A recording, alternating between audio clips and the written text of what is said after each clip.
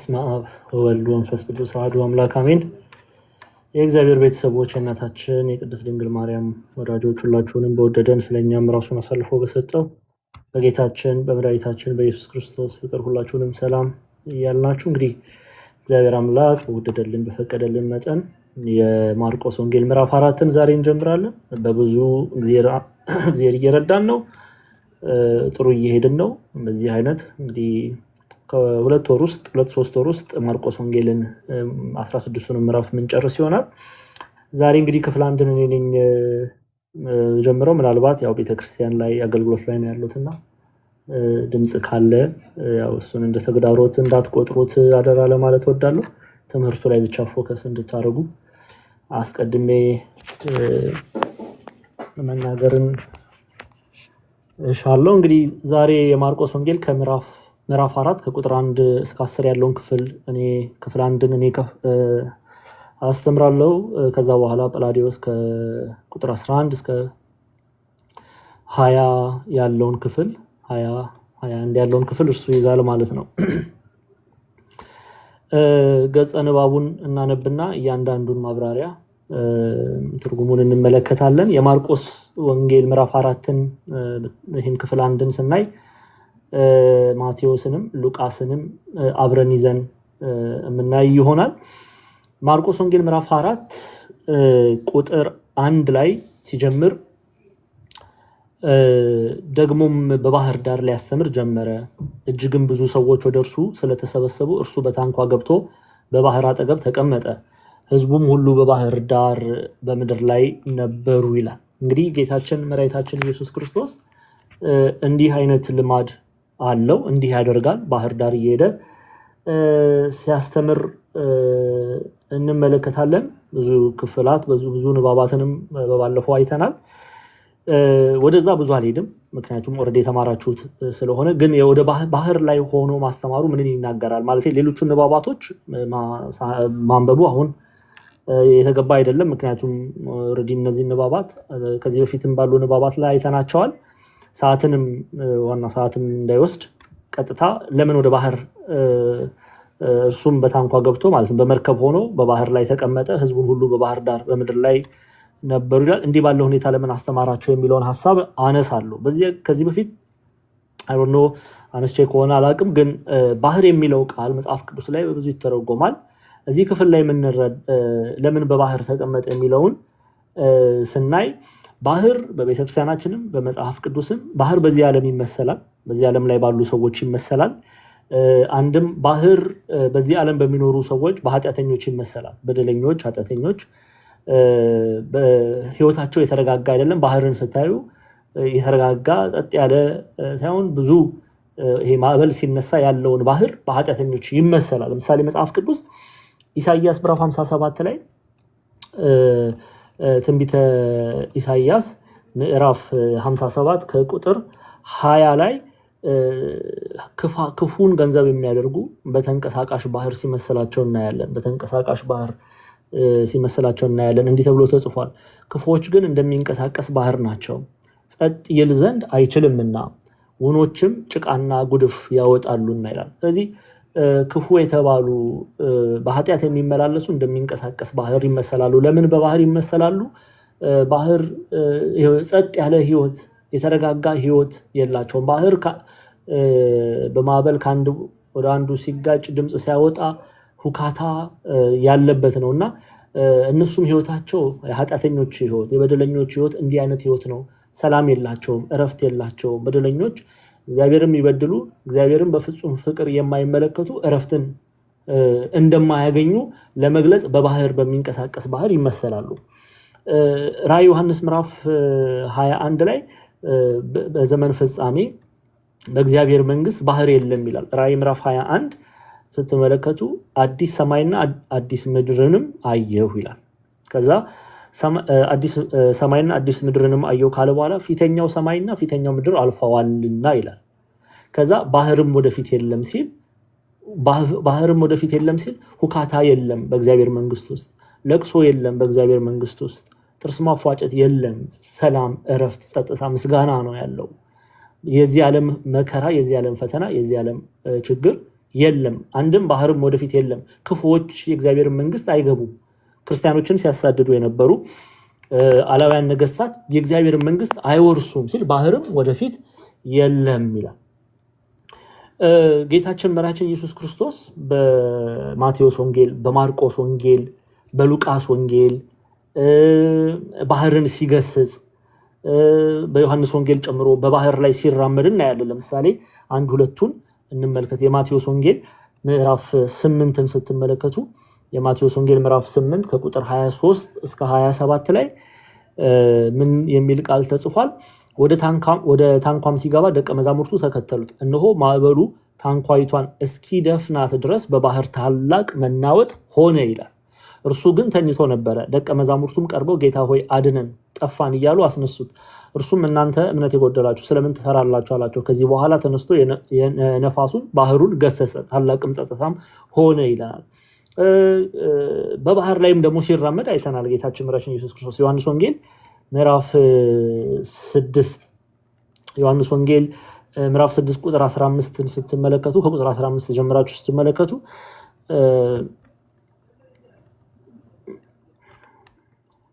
እሺ ዮሐንስ ወንጌል ምዕራፍ 6 ከቁጥር 15 ያለውን ለምብ ከዛ የባህር ላይ ተራመደ የሚለውን የማቴዎስ ወንጌል ምዕራፍ 14ን ማርቆስ ወንጌል ምዕራፍ 6ን እናያለን።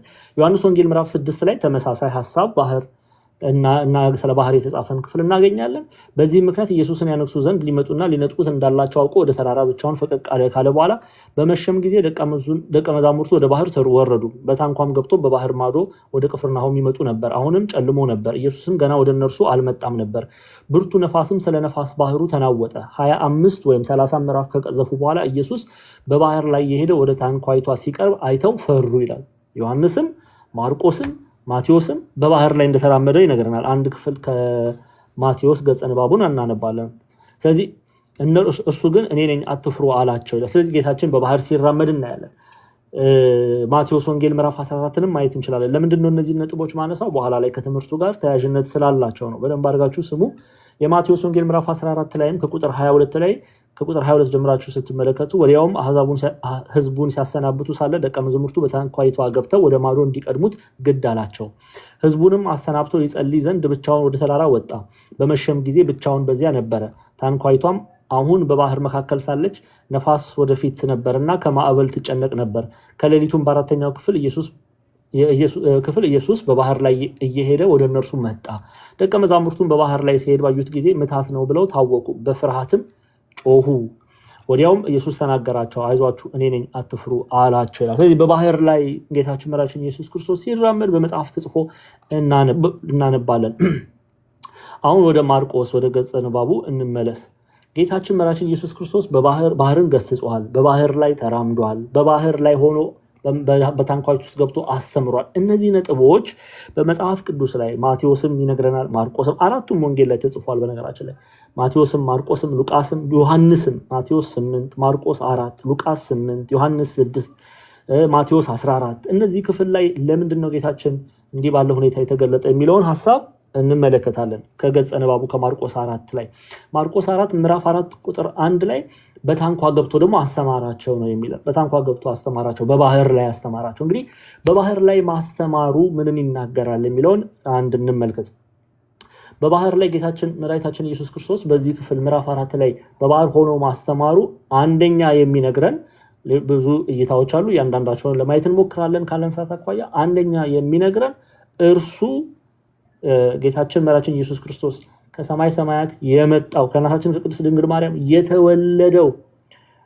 የተወለደው ባህር ለተባለ ዓለም በዓለም ውስጥ ለሚኖሩ ህዝቦች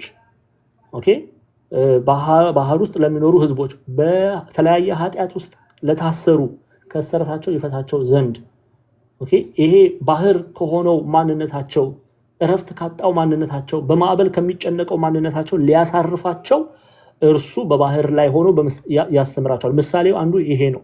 በባህር እጅግም ብዙ ሰዎች ወደ እርሱ ተሰበሰቡ፣ እርሱም በታንኳ ገብቶ በባህር ላይ ተቀመጠ፣ ህዝቡም ሁሉ በባህር ዳር በምድር ላይ ነበሩ ይላል። ስለዚህ እርሱ የመጣው በባህር ውስጥ ለምንጨነቅ፣ በጨለማ እንደ ባህር እረፍት ላጣን፣ ማዕበል ለሚያስጨንቀን፣ ሁካታ ለሚያስጨንቀን፣ በድቅድቅ ጨለማ ውስጥ ላለን ማቴዎስ ምዕራፍ 4 ላይ እንደሚናገር በጨለማ ለሚኖር ህዝብ ብርሃን ወጣለት እንዲህ ባህራዊ ባህርን የተላበሰን እንደ ባህር የእረፍት የሌለን እንደሚንቀሳቀስ ባህር ውስጥ የምንጨነቅ በኃጢአት ውስጥ ላለን እርሱ ሊያሳርፈን እርሱ ምን አለ መጣ። ይሄንን ሊገልጽ በባህር ዳር ሆኖ ሲያስተምር እንመለከታለን። አንደኛ። ሁለተኛ ባህርን መገሰጹን ባህርን ገሰጸ ሲባል ክፉዎች በሚንቀሳቀስ ባህር ይመሰላሉ ብሎ ኢሳይያስ ነግሮናል በኢሳይያስ 57 ቁጥር 20 ላይ። ስለዚህ በኃጥአን ላይ የሚፈርድ እርሱ መሆኑን ሲገልጽ ነው የምናየው። በባህር ላይ ሲራመድ ደግሞ ተጽፎ እናነባለን። በባህር ላይ ተራመደ የሚለው ኮንሴፕት ምንን ይናገራል? ባህር በተባለ ማዕበል እኛ ክፉዎች ይጨነቃሉ። ክፉዎች በባህር ማዕበል ይመሰላሉ፣ በሚንቀሳቀስ ባህር ይመሰላሉ። ውስጣቸው ሰላም የለም። ስለዚህ የሚያስጨንቅ የሚረብሽ ማንኛውንም ነገር እርሱ ጌታችን መድኃኒታችን ኢየሱስ ክርስቶስ ጸጥ እንደሚያደርገው፣ ሰላም እንደሚሰጠን፣ እረፍት እንደሚሰጠን በእርሱ ያመነ እውነተኛውን የእግዚአብሔር ቃል ያደመጠ በእግዚአብሔር ቃል እውነት የሚመላለስ ባህር ማዕበል እንደማይረብሸው ለመግለጽ በባህር ዳር ጌታችን መድኃኒታችን ኢየሱስ ክርስቶስ ሲያስተምር ብዙ የመጽሐፍ ክፍል ላይ እናያለን። ቅዱስ ዮሐንስ አፈወርቅ ይህንን ሐሳብ ሲገልጽ the Lord did not do that without purpose ይላል። በባህር ዳር ሆኖ ማስተማሩ ያለ ምክንያት አይደለም ብሎ ይጀምራል። he sat on the boat በመርከቧ ወይም በታንኳዋ ላይ ተቀመጠ facing the multitude who sat on the land ይላል። በመልቲቲዩድ ብዙሃኑ እርሱን ለማድመጥ የተሰበሰቡትን እየተመለከታቸው እሱ በባህር ተቀመጠ፣ እነሱ በምድር ላይ ተቀመጡ። to have all people in front of him and none of them behind him ይላል። እንዲህ ያደረገበት ምክንያት ደግሞ ይላል ቅዱስ ዮሐንስ አፈወርቅ ይጨምርና ማንም ከጀርባው የተቀመጠ የለም፣ ሁሉም ከፊቱ ነው የተቀመጠው። የዚህ ምክንያት ሁላችንንም በፍቅር አይኖቹ እየተመለከተ ቀይ፣ ጥቁር፣ ሕፃን፣ አዋቂ ከሊቅ እስከ ደቂቅ ያሉትን የህዝብን ሰውን ሁሉ በምድር ላይ ያለን ሰው ሁሉ በፍቅር አይኖቹ እየተመለከተን ይሄ የፍቅሩን ወንጌል ሊሰብከን ስለወደደ በእንደዚህ አይነት ሁኔታ ተገለጠ ይላል። ይቀጥልና he came down to proclaim his care for us ይላል።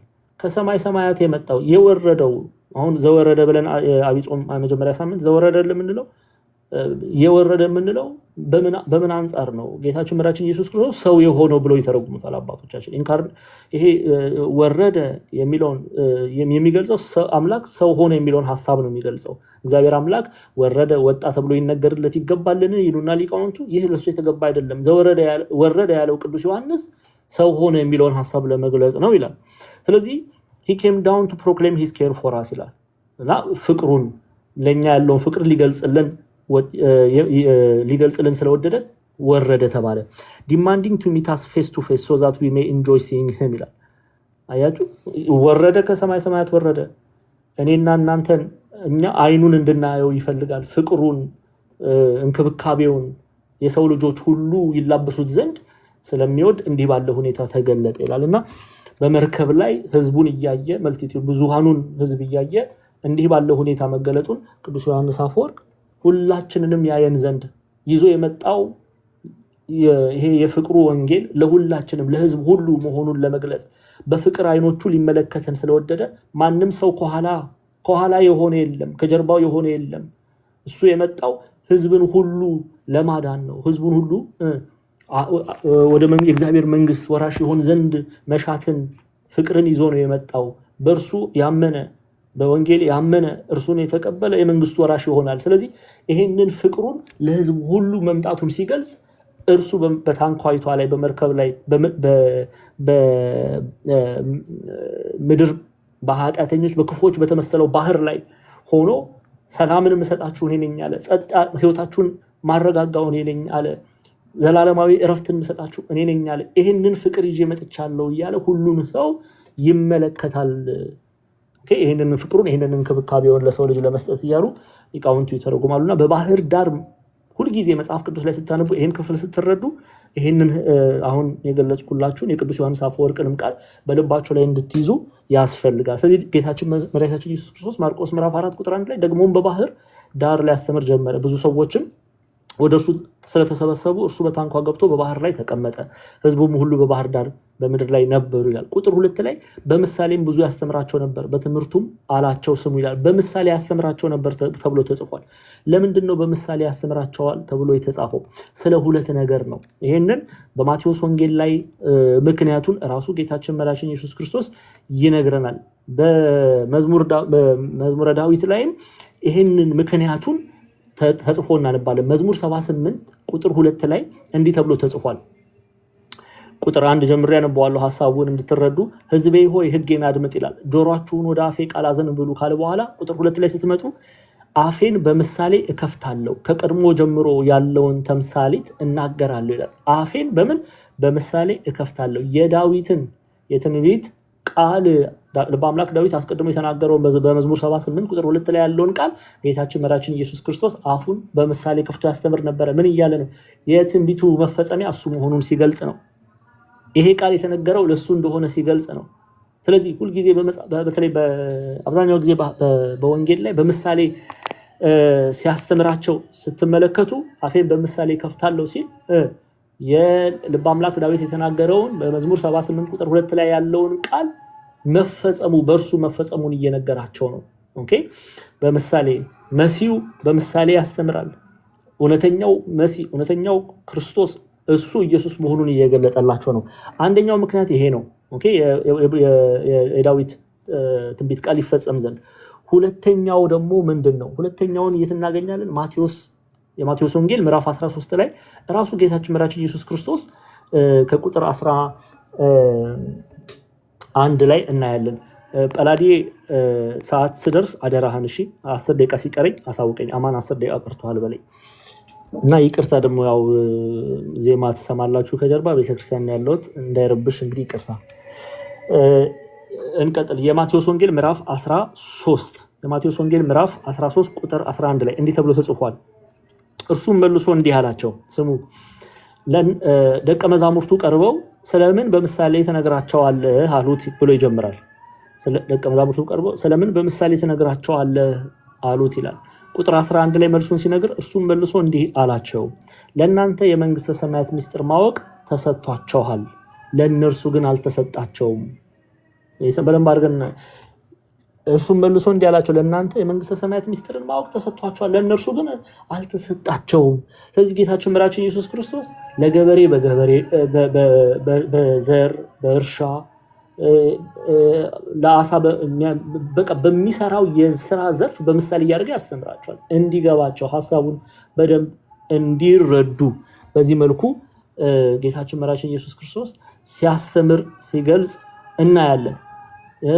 ግን ያልተረዱት ክፉዎች ግን የእግዚአብሔርን ቃል ማወቅን በኃጢአታቸው በበደላቸው በክፉ ልባቸው ምክንያት ቃል እግዚአብሔርን መስማት የማይፈልጉ እነርሱ ደግሞ የእግዚአብሔር ቃል ምን ብሎባቸዋል? ተሰውሮባቸዋል። ያንን ቃል ያደምጡ ዘንድ አይችሉም። ስለዚህ በምሳሌ ያደረገ ያስተምራቸው ነበር ጌታችን መድኃኒታችን ኢየሱስ ክርስቶስ። እንቀጥላለን። ስለዚህ በምሳሌ ማስተማሩ ሚስጥር በሁለቱ ይታያል። አንደኛ ክፉዎች መስማት የማይፈልጉ እጅን መዘርጋትን ገንዘብ የሚያደርጉ ሰዎች ቃሉ ይሰወርባቸዋል።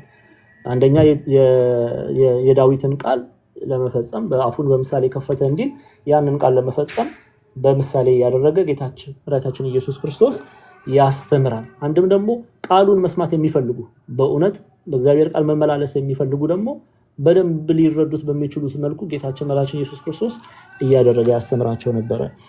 ቁጥር 3 እና 4 ላይ እነሆ ዘሪ ሊዘራ ወጣ፣ ሲዘራም አንዳንዱ በመንገድ ዳር ወደቀና ወፎች መጥተው በሉት። ሌላው ብዙ መሬት በሌለበት በጭንጫ ላይ ወደቀና ጥልቅ መሬት ስላልነበረ ወዲያው በቀለ። ፀሐይም ሲወጣ ጠወለገ፣ ስርም ስላልነበረው ደረቀ። ሌላውም በእሾህ መካከል ወደቀ፣ እሾህም ወጣና አነቀው፣ ፍሬም አልሰጠም። ሌላው በመልካም መሬት ላይ ወደቀና ወጥቶ አድጎ ፍሬ ሰጠ። አንዱም 30 አንዱም 60 አንዱም 100 አፈራ። የሚሰማ ጆሮ ያለው ይስማ ይላል። እንግዲህ ይሄን ክፍል ነው እናይና እንቋጫለን ማለት ነው። እሺ እነሆ ዘሪ ሊዘራ ወጣ ብሎ ይጀምራል።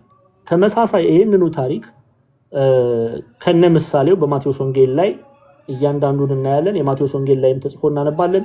ሉቃስ ምዕራፍ 8 ላይም ተጽፎ እናነባለን። ለአብነት ያህል የማቴዎስ ወንጌል ምዕራፍ 13ን ስትመለከቱ የማቴዎስ ወንጌል ምዕራፍ 13 ከቁጥር 18 ጀምሮ ተጽፎ እናነባለን።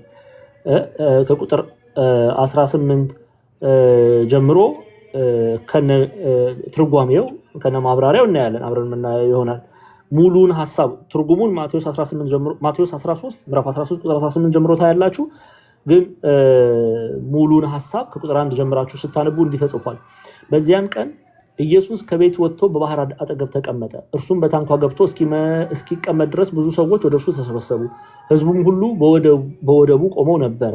በምሳሌም ብዙ ነገራቸው ብሎ ይዘረዝራል። ያንን ማርቆስን ስላነበብ ወደዛ ሐሳብ አልገባም። ሉቃስ ላይም ተጽፎ እናገኛለን። ሉቃስም በሉቃስ ወንጌል ምዕራፍ 8 የሉቃስ ወንጌል ምዕራፍ 8 ከቁጥር 4 ጀምራችሁ መመልከት እንችላለን። ዘሩ ሊዘራ ወጣ። ሲዘራም አንዳንዱ በመንገድ ዳር ወደቀ፣ ተረገጠም፣ የሰማይ ወፎችም በሉት ይላል። ሌላም በአለት ላይ ወደቀ፣ በበቀለም ጊዜ እርጥበት ስላልነበረው ደረቀ። ሌላውም በእሾህ መካከል ወደቀ፣ እሾህም አብሮ በቀለና አነቀው። ሌላውም በመልካም መሬት ላይ ወደቀ፣ በበቀለም ጊዜ መጥቶ እጥፍ አፈራ። ይህን በተናገረ ጊዜ የሚሰማ ጆሮ ያለው ይስማ ብሎ ጮኸ ብሎ ሉቃስም ደግሞ ጽፎልን እናነባለን። ሉቃስም ማቴዎስም ማርቆስ ላይም ታሪኩን እናገኛለን። ለዚህ ነው አሁን እየተረዳችሁ ነው የሚል ሐሳቤ አለኝ። የማቴዎስ ወንጌል፣ የማርቆስ ወንጌል፣ የሉቃስ ወንጌል አብሮ የሚታይ ንባባት ተብለው የቤተክርስቲያናችን የሚጠሩት ለምን እንደሆነ አቲክ በደንብ ግልጽ እየሆነላችሁ ነው ብዬ ተስፋ አደርጋለሁ። ምክንያቱም አንድ አይነት ታሪኮችን ተመሳሳይ ታሪኮችን ተጽፎ እናያለን። ምናልባት አጻጻፍ ዘይቡ ትንሽ ይለያል እንጂ ማቴዎስም ማርቆስም ሉቃስም አንድ አይነት ታሪኮችን አቅፈዋል። ለዚህ ነው ሲናፕቲክ ጋስፐል ወይም አብሮ የሚነበብ በአንድ ላይ የሚነበብ ያው ሊፈቱታል ወንጌላት ብለን የምንመለከታቸው ማቴዎስ፣ ማርቆስ፣ ሉቃስን። እሺ ወደ ማርቆስ እንመለስና ይሄንን ማብራሪያውን እንመልከት፣ ትርጓሜውን እንይ። እሺ ምን ማለት ነው ዘር የተባለ ምንድነው? ሊዘራው ሲወጣ ምንድነው የሚለውን ሐሳብ እንመልከት። ዘሪ የተባለ ጌታችን መድኃኒታችን ኢየሱስ ክርስቶስ ነው። ጌታችን መድኃኒታችን ኢየሱስ ክርስቶስ 3 ዓመት ከ3 ወር አስተምሯል። ኦኬ። ስለዚህ እርሱ ዘር የተባለ እርሱ ነው። ሊዘራ ወጣ የተባለ ወንጌልን ነው። የሚዘራው የእግዚአብሔር ቃልን ነው። ጌታችን መድኃኒታችን ኢየሱስ ክርስቶስ በዚህ ምድር ላይ በነበረበት ጊዜ አስተምሯል። አንድም ሐዋርያትም ናቸው። ሐዋርያትም ደግሞ የእግዚአብሔርን ቃል አስተምረዋል። የዘሩት ምንድነው? ወንጌልን ነው። ያስተማሩት ምንድነው? የእግዚአብሔርን ቃል። እሱ ዘርቶ አሳይቷቸው እንዲዘሩ አዟቸዋልና ይህንን ደግሞ ሐዋርያት ሥራ ምዕራፍ 1 ቁጥር 8 ጀምሮ ተጽፎ እናነባለን። የሐዋርያት ሥራ ምዕራፍ 1ን ስትመለከቱት ነገር ግን መንፈስ ቅዱስ በእናንተ ላይ በወረደ ጊዜ አለ ኃይልን ትቀበላላችሁ፣ በኢየሩሳሌም በይሁዳም ሁሉ በሰማርያ እስከ ምድር ዳርም ድረስ ምስክሮቼ ትሆናላችሁ አለ። ይህንም ከተናገረ በኋላ እነርሱም እያዩት ከፍ ከፍ አለ፣ ደመናም ከዓይናቸው ሰውራ ተቀበለችው ይላል። ጌታችን መድኃኒታችን ኢየሱስ ክርስቶስ እሱ ዘርቶ ሐዋርያትም ይዘሩ ዘንድ የእግዚአብሔርን ቃል ያስተምሩ ዘንድ አዞ አስተምሮ እሱ አድርጓል። ስለዚህ አንድም ጌታችን መድኃኒታችን ኢየሱስ ክርስቶስ ነው ዘር የተባለው፣ አንድም ሐዋርያት መምህራን የእግዚአብሔርን ቃል የሚያስተምሩ በዚህ ይመሰላሉ። ማርቆስ 4 ላይ የተገለጸው ይሄ ነው ዘር የተባለው። ከዛ ሊዘራ ወጣ። ሊዘራ የወጣው ምንን ነው? የእግዚአብሔርን ቃል ነው። ኦኬ። ሊዘራ የወጣው ምንድነው? የእግዚአብሔርን ቃል፣ የራሱን ቃል ሊያስተምር፣ ወንጌልን ሊያስተምር። ወንጌል ስለማን ነው ብለናል? ስለ ክርስቶስ። ጌታችን መድኃኒታችን ኢየሱስ ክርስቶስ ቀዳማዊ ወንጌል መምህር ነው። ወንጌልን ቀድሞ ያስተማረ እርሱ ነው። እርሱ አስተምሮ ነው ሐዋርያት ያስተማሩት። ሐዋርያት ሊያስተምሩ ይላሉ አበው፣ እርሱ ስላስተማረ ነው። ጌታችን መድኃኒታችን ኢየሱስ ክርስቶስ ስላስተማራቸው እነሱ አስተማሩ። እሱ እንዴት እንደሚያስተምሩ ቃሉን ስለነገራቸው እነርሱ እሱ ባስተማራቸው መልኩ አስተማሩ። ኦኬ። ስለዚህ ሊዘራ ወጣ የተባለ የእግዚአብሔርን ቃል ወንጌልን፣ ሐዋርያትም ሊዘሩት የወጡት ይሄንን ነው፣ ወንጌልን ለማስተማር ነው። ለዚህ ወንጌል የተለዩት ሐዋርያ ተብለው የተጠሩት። ይሄንን ደግሞ ቅዱስ ዮሐንስ በዮሐንስ መልእክቱ ላይ አስቀምጦልናል። ዮሐንስ መልእክት አንደኛ ዮሐንስ መልእክት ምዕራፍ 1 ከቁጥር 1 ጀምሮ።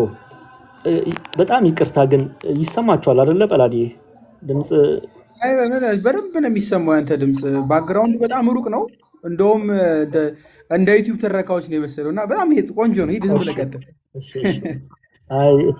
አይ ቦታ መቀየር ካለብኝ ብዬ ነው።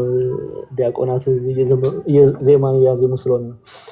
እሺ አንደኛ ዮሐንስ መልእክት ምዕራፍ 1 ላይ ተመልከቱ። አንደኛ ዮሐንስ መልእክት ምዕራፍ 1 ከቁጥር 1 ጀምራችሁ ስትመለከቱ ስለ ሕይወት ቃል ከመጀመሪያ የነበረውን የሰማነውን በዓይኖቻችን ያየነውን የተመለከትነውን በእጆቻችንም የዳሰሱትን እናወራለን። ሕይወትም ተገለጠ አይተንማል እንመሰክራለን። ከአብ ዘንድ የነበረውንም ለእኛ የተገለጠውንም የዘላለም ሕይወት እናወራላችኋለን እያለ ቅዱስ ዮሐንስ የሕይወትን ቃል እንደሚዘሩ የሕይወት ቃል የተባለ ወንጌል የሕይወት ቃል የተባለ ኢየሱስ ክርስቶስ እርሱን እነሱ ያዩትን ስለ ሕይወት ቃል አለ ከመጀመሪያው የነበረውን የሰማነውን አለ። ይሄ የሐዋርያት ስብከት ነው። የሰሙትን ከየት ነው የሰሙት ሐዋርያት? እንዴ ጌታችን መድኃኒታችን ኢየሱስ ክርስቶስ እሱ የሕይወት ቃል ስለ ሕይወት ቃል ስለ ወንጌል አስተምሯቸዋል፣ ሰምተዋል በጆሮቻቸው ይህንን የሕይወት ቃል። አቤት ይህንን የሕይወት ቃል የሰሙ ጆሮዎች እንዴት የታደሉ ናቸው! ይህንን የሕይወት ቃል ወንጌል ለማስተማር የሚሄዱ እግሮች እንዴት የተዋቡ ናቸው! ዛሬ እዚህ ተሰብስባችሁ ከዓለም ጫጫታ፣ ከዓለም ውከት፣ ከዓለም ማዕበል ርቃችሁ የእግዚአብሔርን ቃል የምትሰሙ እውነት ጆሮዎቻችሁ እንዴት የታደሉ ናቸው! ይህንን የሕይወት ቃል አለ ቅዱስ ዮሐንስ የነበረውን የሰማነውን በዓይኖቻችን ያየነውን የተመለከትነውንም እጆቻችንም የዳሰሱትን እናወራለን አለ። የሐዋርያት አንደበታቸው ሲከፈት የሚያወሩት ክርስቶስን ነው። አንደበታቸው ሲከፈት የሚያወሩት ክርስቶስን ነው። ለምን? በዓይኖቻቸው ያዩት እርሱን ነውና የተመለከትነው አለ። ከዛ ደግሞ እጆቻችን የዳሰሱትን ዳሰውታላ በእጆቻቸው ጌታችን መድኃኒታችን ኢየሱስ ክርስቶስን።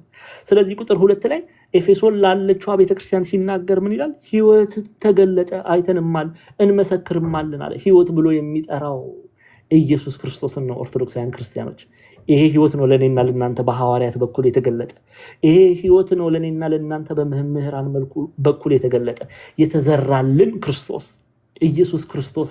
ለዚህ ነው አይደለ? ታስታውሳላችሁ በማቴዎስ ወንጌል በማርቆስ ወንጌል ይቅርታ በማርቆስ ወንጌል ምዕራፍ 3 ላይ ጌታችን መድኃኒታችን ኢየሱስ ክርስቶስ ምንድነው ያለ? እጆቹን ወደ ደቀ መዛሙርቱ ጠቁሞ ምንድነው ያለው? መልሶም እናቴ ማናት ወንድሞቼ እነማን ናቸው አለ። በዙሪያ ተቀምጠው ወደ ነበሩ ተመለከተና ደቀ መዛሙርቱን ይለዋል በሌላ ወንጌል፣ እነሆ እናቴ ወንድሞቼ የእግዚአብሔር ፈቃድ የሚያደርግ ሁሉ እርሱ ወንድሜ ነው እህቴ ነው እናቴም ነው አለ። ለምን? ሐዋርያት ደቀ መዛሙርቱ የእግዚአብሔርን ፈቃድ ነው የሚያደርጉት። የእግዚአብሔር ፈቃድ ምንድነው? የመንፈስ ቅዱስ ፈቃድ ምንድነው? እኛ በክርስቶስ ኢየሱስ አምነን እሱን ፕሮክሌም እንድናደርግ በአሕዛብ ፊት ስለ እርሱ እንድናገር ነው። የእግዚአብሔር ፈቃድ ይሄ ነው። የእግዚአብሔር መሻት በዮሐንስ ወንጌል ምዕራፍ 3 ቁጥር 16 ላይ ተገልጦልናል። የእግዚአብሔር መሻት ምንድነው? ይሄው በገጸ ንባቡ እንመልከት። ምንድነው የሚለው? ዮሐንስ ወንጌል ምዕራፍ 3 ቁጥር 16 ላይ በእርሱ የሚያምን ሁሉ የዘላለም ሕይወት እንዲኖር እንጂ እንዳይጠፋ እግዚአብሔር አንድያ ልጁን እስኪሰጥ ድረስ ዓለሙን እንዲሁ ወዷል። ይሄ ነው የእግዚአብሔር መሻት፣ ኢየሱስ ክርስቶስን እንድንላበስ። ለዚህ ደቀ መዛሙርቱ እናት ተብለው ተጠርተዋል። ለምን? ሄደው ዘርተው በልባችን ላይ ማን እንዲወለድ ያደርጋሉ? ኢየሱስ ክርስቶስ። በእርሱ ላይ ያለ እምነት በልባችን ውስጥ እንዲፈልቅ ያደርጋሉ። ከዚህ በላይ ጸጋ፣ ከዚህ በላይ በረከት፣ ከዚህ በላይ መታደል ምን አለ? ኦርቶዶክሳውያን ክርስቲያኖች ይሄንን ስለተመለከተ እኮ ነው በሐዋርያት ሥራ ምዕራፍ 1 ቅዱስ ጴጥሮስ ስለ ይሁዳ ሲናገር ከኛ አንዳንዱ ለመሆን ለዚህም አገልግሎት ታድሎ ነበር፣ ከኛ ጋር ተቆጥሮ ነበርና ለዚህም አገልግሎት ታድሎ ነበር ይላል ቃል በቃል። መታደል ነው። ክርስቶስን በሰው ልብ ውስጥ እንዲወለድ ማድረግ ትልቅ መታደል ነው። ኦርቶዶክሳውያን ክርስቲያኖች በኃጢአተኛ እንደ በረት ሽታ ባለበት በጨለማ ውስጥ በሚቀመጥ ለተቀመጠ ሰው ይህንን ብርሃን የሆነውን ኢየሱስ ክርስቶስ በልብ ውስጥ እንዲወልድ ማድረግ፣ ከኃጢአቱ ከክፋቱ እንዲመለስ ማድረግ ይሄ ትልቅነት ነው። ለዚህ ነው ጌታችን መድኃኒታችን ኢየሱስ ክርስቶስ በበረት የተወለደው። የኔና የናንተ ባህሪ በኃጢአት ተጨማልቆ በጨለማ ውስጥ ነበረ፣ እንስሳዊ ጠባይ ተላብሰን ነበርና ይላሉ አበው። ሰው ከፍ ወዳለ ሰዋዊ ጠባይ ሊያነሳን ስለወደደ ስለፈቀደ እርሱ በበረት ተወለደ ይላሉ አባቶቻችን። ስለዚህ የሚዘሩት ሐዋርያት የእግዚአብሔርን ቃል ነው የሚዘሩት የእግዚአብሔርን ቃል ነው። ስለዚህ ዘሪ የተባለ አንድም ክርስቶስ፣ ዘሪ የተባለ አንድም ሐዋርያት፣ የሚዘሩት ግን የእግዚአብሔርን ቃል። ማርቆስ ምዕራፍ 4 ላይ የሚዘሩት ምንድነው? የእግዚአብሔርን ቃል። እንደው ዘሪን ሊዘራ ወጣ። የሚዘሩት እሺ፣ ሲዘራም አንዳንዱ በመንገድ ዳር ወደቀና ወፎች መጥተው በሉት ይላል። ሲዘራም የተዘራ ሁሉ በእግዚአብሔር ቃል ይመላለሳል ማለት አይደለም። የእግዚአብሔር ቃል ይዘራል፣ ግን 3 ሰምተው ፍሬ የማያፈሩ ሰዎችን እንመለከታለን። አንደኛው የመጀመሪያው የተጠቀሰው ሲዘራም ጌታም ሲዘራ ሐዋርያትም ሲዘራ ብዙ ሰው ያደምጣቸው ነበረ፣ ግን ሲዘራም አንዳንዱ ከሚያደምጧቸው መካከል በመንገድ ዳር ወደቀና ወፎች መጥተው በሉት የሚል ቃል ተጽፎ እናያለን። መንገድ ዳር የተባለ የሰው ልቦና ነው። እነዚህ ሰዎች ይሰማሉ የእግዚአብሔርን ቃል፣ ኦኬ፣ ያደምጣሉ የእግዚአብሔርን ቃል፣ ግን በልቦና ይሰማሉ በደንብ የእግዚአብሔርን ቃል፣ ግን ምን ያደርጋሉ? አያስተውሉም። ሰምቶ የሚያፈስ ልቦና አላቸው ይላሉ ኢትዮጵያውያን ሊቃውንት። ይሰማሉ እኮ ግን ልቦናቸው ዛሬ የሰሙትን ነገ አያስተውሉትም። መንገድ ዳር የቆሙ ናቸው። የእግዚአብሔርን ቃል ሰምተው ከእግዚአብሔር ቃል የሚገኘውን በረከት ገንዘብ ያደረጉ አይደሉም። ሰምተው ልባቸው ግን የሚያፈስ ስለሆነ የሰሙትን ቃል አያስተውሉም። መንገድ ዳር ነው የሚቀሩት። የእግዚአብሔር መንግስት አይወርሱም። መንገድ ዳር የቀረ ብዙ ሰው እኮ አለ ዛሬ። አሁን መንገድ ዳር የቀረ መቃብር ወርዶ የእግዚአብሔርን መንግስት እንዲወርስ ተጠርቶ ከፍ ወዳለው ክብር ተጠርቶ ስጋው ደሙን ንስሐ ገብቶ ስጋው ደሙን ተቀብሎ የእግዚአብሔር መንግስት ወራሽ እንደመሆን የእግዚአብሔርን ቃል ሰምቶ ሳያስተውል ዘመኑን የሚያበቃ ወደ መቃብር የሚወርድ መንገድ ዳር ላይ ካሰበበት የማይደርስ ማለት ነው የሚቀር ብዙ ሰው አለ። አሁን እዚህ የእግዚአብሔርን ቃል የምትሰማ 168 ሰዎች አለን። እንዲያው ከ168 ሰዎች ስንቶቻችን ይሆን ካሰብንበት ምን ደርስ? ምንድነው ያሰብነው? ለምንድነው ሴቶች በ80 ቀን ወንዶች በ40 ቀን ቤተክርስቲያን የሚጠመቁት? ዝም ብሎ መጠመቅ ስለተፈለገ ነው እንዴ? ወይም የእግዚአብሔር ልጆች ተብሎ ለመጠራት ብቻ ነው እንዴ? አይደለም። ዓላማ እኮ አለ። ይሄ ጥምቀት በተለይ ይሄ ባፕቲዝም ላንጉዌጅ ኦፍ ዘ ቸርች የቤተክርስቲያን ቋንቋ ነው። ቤተክርስቲያንና ኦኬ ያ የሚጠመቀው ሰው የሚነጋገረው ቃል ነው። ያ ቃል ምንድነው? እኔ ለዓለም ሞቼ በዓለም ላለው ኃጢአት ሞቼ በክርስቶስ በትንሳኤው መስለዋለሁ፣ ለእርሱ ኖራለሁ። ለዛ እኮ ነው ይሄንን ቃል ቅዱስ ጳውሎስ በገላትያ መልእክቱ ላይ ገላትያ ምዕራፍ 5 ላይ ከቁጥር 24 ላይ እንዲህ ብሎ ያስቀምጣል። የክርስቶስ የሆኑትን ሲነግር የክርስቶስ ኢየሱስ የሆኑት ስጋን ከክፉ መሻቱና ከምኞቱ ጋር የሰቀሉ ናቸው ይላል። ቃል በቃል ንባቡ የክርስቶስ ኢየሱስ የሆኑት ስጋን ከክፉ መሻቱና ከምኞቱ ጋር ሰቀሉ ብሎ አስቀምጧል። ስለዚህ ማርቆስ 4 ላይ የተጠቀሱት የእግዚአብሔርን ቃል ሰምተው ግን የማያስተውሉ የሚያፈስ ልቦና ያላቸው በእግዚአብሔር ለፈጠራቸው ዓላማ የማይመላለሱ ቃሉን እየሰሙ የማይለወጡ። ኤፌሶን ምዕራፍ 2 ቁጥር 10 ላይ ቅዱስ ጳውሎስ እኛ ፍጥረቱን እንመላለስበት ዘንድ እግዚአብሔር አስቀድሞ ያዘጋጀውን መልካሙን ሥራ ለማድረግ በክርስቶስ ኢየሱስ ተፈጠርን ብሏል። ለዚህ ዓላማ ተፈጥረው ቃሉን ሰምተው ግን የማይተገብሩ እነርሱ መንገድ ዳር የቀሩ ክርስቲያኖች ናቸው። መንገድ ዳር የቀሩ የእግዚአብሔርን ቃል የሰሙ ሰዎች ናቸው። መንገድ ዳር ከመቅረት እግዚአብሔር አምላክ ይጠብቃል። ዛሬ እናት፣ አባት፣ ወንድም፣ እህቶቻችን ብዙ መንገድ ዳር የቀሩ አሉ። በዚች ሰዓት ላይ መንገድ ዳር ቀርተው ዘመናቸውን በዋዛ ፈዛዛ፣ በቀልድ፣ በስድብ እድሜያቸውን የሚጨርሱ መቃብር የሚወርዱ መንደር ዳር የቀሩ ብዙ ነፍሳት አሉ። እግዚአብሔር አምላክ ለነሱም ልቦና ይስጠን። እኛንም መንደር ዳር ሳንቀር ካሰብንበት ከእግዚአብሔር መንግስት ያንን መንግስት ወራሾች እንድንሆን እርሱ ይርዳን። እንቀጥላለን። እሺ የገጸ ንባቡን እናያለን። ስለዚህ መንገድ ዳር የተባሉ እነዚህ ናቸው። ወፎች መጥተው በሉት ይላል። በወፍ የተመሰሉት ክፉ ዲያብሎስ ነው። ክፉ የተባለ ዲያብሎስ። የሚገርማችሁ ነገር በወፍ መሰለው ለምንድን ነው? ወፎች እንዲያው ክፉዎች ሆነው ነው ወይ በወፍ የተመሰሉት? አይደለም። ወፍ የተዘራን ነገር መጥቶ እንደሚበላ ኦኬ የተዘራን ነገር መጥቶ እንደሚበላ ሁሉ የእግዚአብሔርን ቃል እንዳያስተውሉ የሚያደርጋቸው በወፎች የተመሰለ ዲያብሎስ ነው እንጂ ወፍ አይደለም። እናንተ የእግዚአብሔርን ቃል ስትሰሙ መቼም ወፍ መጥቶ ከልባችሁ አይወስድም አይደል? ምሳሌያዊ አነጋገር ነው። ወፍ ስንዴን የተዘራ በቆሎም ከሆነ መጥቶ እንደሚበላ ዲያብሎስም የእግዚአብሔርን ቃል እንዳያስተውሉ ያደርጋቸዋል። ለዚህ ነው ቅዱስ ጳውሎስ እናንተ የገላትያ ሰዎች ሆይ ኢየሱስ ክርስቶስ በፊታችሁ ላይ ተስሎ እንዳታስተውሉ ያደረጋችሁ ማን ነው በማለት የሚናገረው። ሰው እንዴት ክርስቲያን ተብሎ የእግዚአብሔርን ቃል ሰምቶ የፈርዖንን ሰንሰለት ይናፍቃል፣ የግብፅን ሽንኩርት ይናፍቃል? እንዴት ሰው የክርስቶስን ፍቅር ቀምሶ ከቤተ ክርስቲያን ይልቅ ዓለምን ይናፍቃል? ከእግዚአብሔር ቃል ይልቅ ከመጽሐፍ ቅዱስ ይልቅ የዓለም ፍቅር ያስቸግረዋል። እንዴት? ለምን? ምክንያቱም በወፍ የተመሰለ ዲያብሎስ እንዳያስተውል ያደርገዋል። የተማረውን ቃል እንዳያስተውል ያደርገዋል። ይሄንን ደግሞ ቃል በቃል ማቴዎስ ወንጌል ላይ ተጽፎ እናነባለን። ማቴዎስ 13 ላይ ከቁጥር 19 ላይ እንዲህ ተብሎ ተጽፏል። የመንግስትን ቃል ሰምቶ በሚያስተውለው ሁሉ ክፉ ይመጣል፣ በልቡም የተዘራውን ይነጥቃል። በመንገድ ዳር የተዘራው ይህ ነው ይላል። በራዕየ ዮሐንስ ትምህርታችን ላይ ይሄንን ክፍል በደንብ አይተናል። ክፉ የተባለ በአንድምታ ትርጓሜያችን የማቴዎስ ወንጌል አንድምታ ትርጓሜ ምዕራፍ 13 ቁጥር 19 ላይ ዲያብሎስ ብሎ ይጠራዋል። የመንግስትን ቃል ሰምቶ የእግዚአብሔርን ቃል ሰምቶ በማያስተውለው አያችሁ መንደር ዳር የተጣለው ማለት ነው። በማያስተውለው ክፉ ይመጣል፣ ከዛ በልቡ የተዘራውን ይነጥቃል። በመንገድ ዳር የተዘራው ይህ ነው ብሎ ጌታችን መድኃኒታችን ኢየሱስ ክርስቶስ ምሳሌውን በተረጎመበት አውድ ክፍል ላይ እንዲህ አስቀምጦልናል። እሺ ሰዓት ስለሌለን ቶሎ ቶሎ እንቀጥል። ቁጥር 5 ላይ ሌላውም ብዙ መሬት በሌለበት በጭንጫ ላይ ወደቀና ጥልቅ መሬት ስላልነበረው ወዲያው በቀለ፣ ፀሐይ ሲወጣ ጠወለገ፣ ስርም ስላልነበረው ደረቀ ይላል። አሁን ደግሞ ሁለተኛው ጭንጫ መሬት መጀመሪያው መንገድ ዳር የቀሩት ናቸው። ከዛ ቁጥር 5 እና 6ን ስትመለከቱ ሌላም ብዙ መሬት በሌለበት በጭንጫ ላይ ወደቀና ጥልቅ መሬት ስላልነበረ በጭንጫ ላይ ወደቀና ጥልቅ መሬት ስላልነበረ ወዲያው በቀለ፣ ፀሐይም ሲወጣ ጠወለገ፣ ስርም ስላልነበረው ደረቀ ተብሎ ተገልጧል። ቁጥር 5 እና 6 ላይም የተገለጠው የእግዚአብሔርን ቃል የሰሙ ናቸው። እነዚህ ደግሞ የእግዚአብሔርን ቃል ይሰማሉ ያምናሉም። ደግሞ የሚገርማቸው ነገር በጣም ነው የሚገርሙት።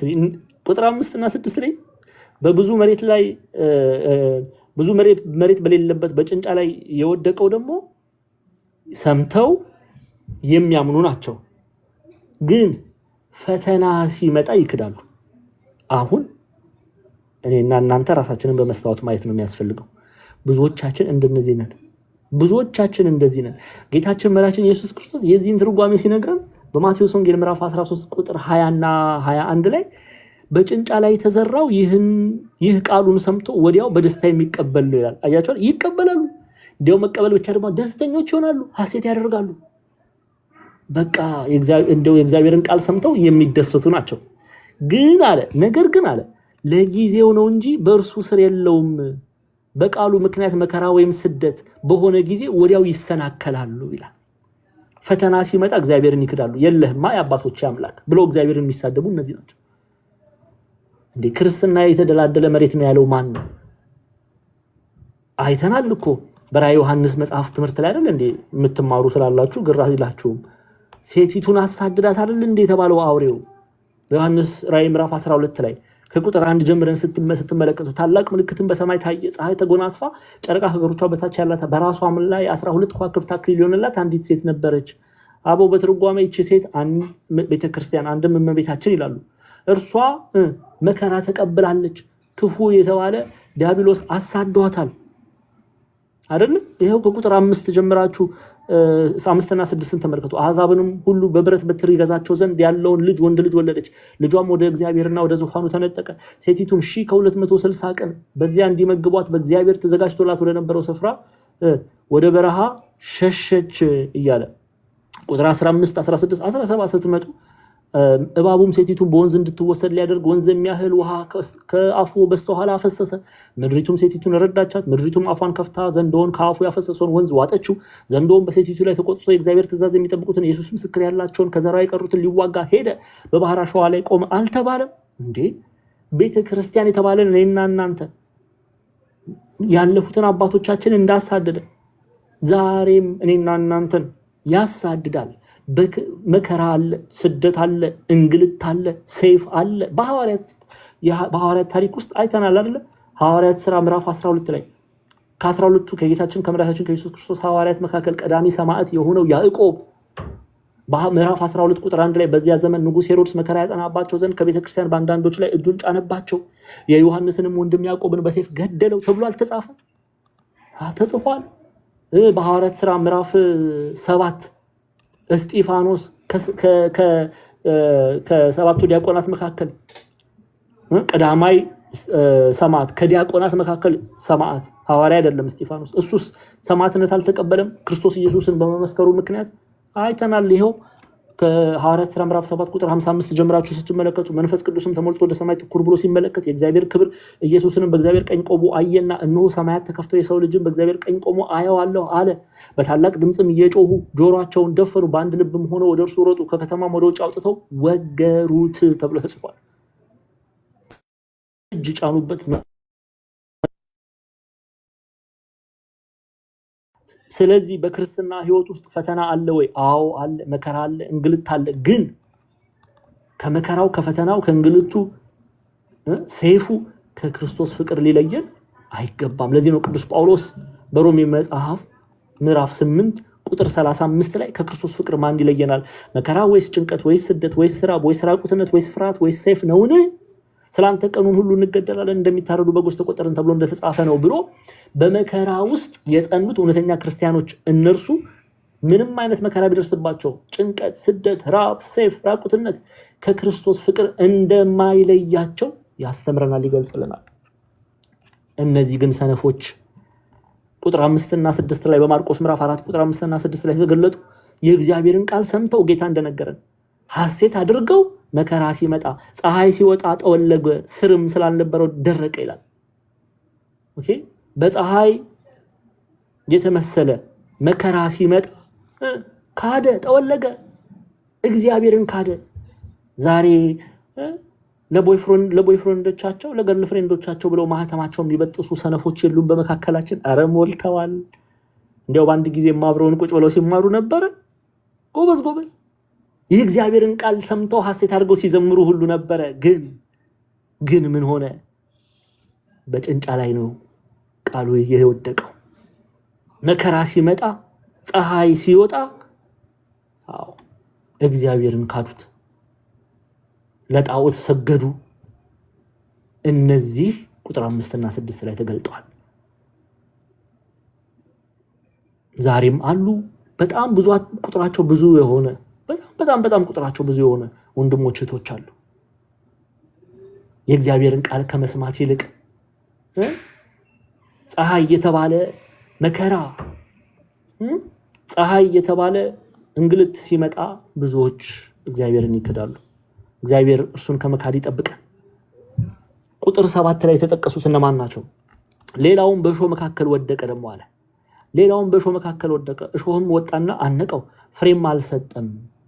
ቁጥር 7 ላይ ይህንን ራሱ ጌታችን መድኃኒታችን ኢየሱስ ክርስቶስ በማቴዎስ 13 ላይ የማቴዎስ ወንጌል ምዕራፍ 13 ከቁጥር 23 ላይ ትርጉሙ ይነግረናል። ምንድነው እሾህ የተባለ ምንድናቸው የሚለውን ሐሳብ ይሄው ቁጥር 23 ላይ እንዲህ ተብሎ ተጽፏል። በእሾህ መካከል የተዘራው ይህ ቃሉን የሚሰማ ነው አለ። ጉድ ነው ደግሞ።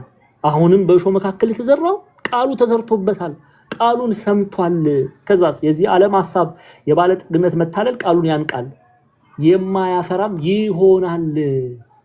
ለዚህ እኮ ነው ባለጸጋ ሀብታም ገንዘብ ያለው ሰው መንግስተ ሰማያት ከሚገባ በግመል በመርፌ ቀዳዳ ብታልፍ ይሻላል ተብሎ ተነገረ። ለምን? የዚህን ዓለም ምቾት መቶ አይወድማ። ገንዘቡ ይበልጥበታል። የዚህ ዓለም ሐሳብ ያንቀዋል። ኦኬ፣ ባለጠግነቱ የእግዚአብሔርን ቃል እንዳይሰማ ደግሞ ደጋግሞ እንዳይሰማ፣ ቤተክርስቲያን እንዳይመጣ፣ ከእግዚአብሔር ቃል ስር እንዳይሆን፣ ስጋው ደሙን እንዳይቀበል፣ ንስሐ እንዳይገባ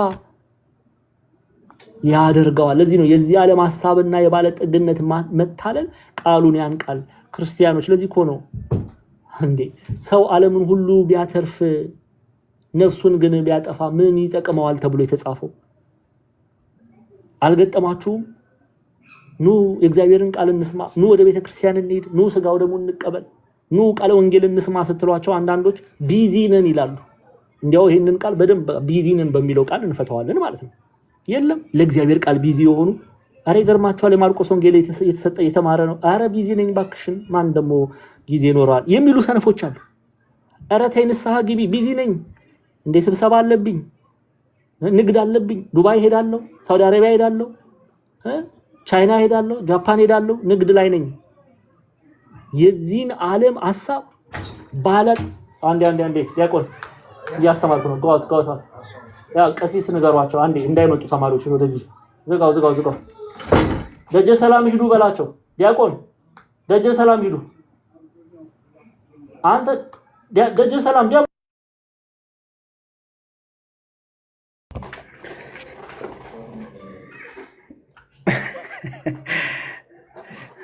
ዲያቆናት አስቸጋሪ ናቸው፣ ይገርማቸዋል።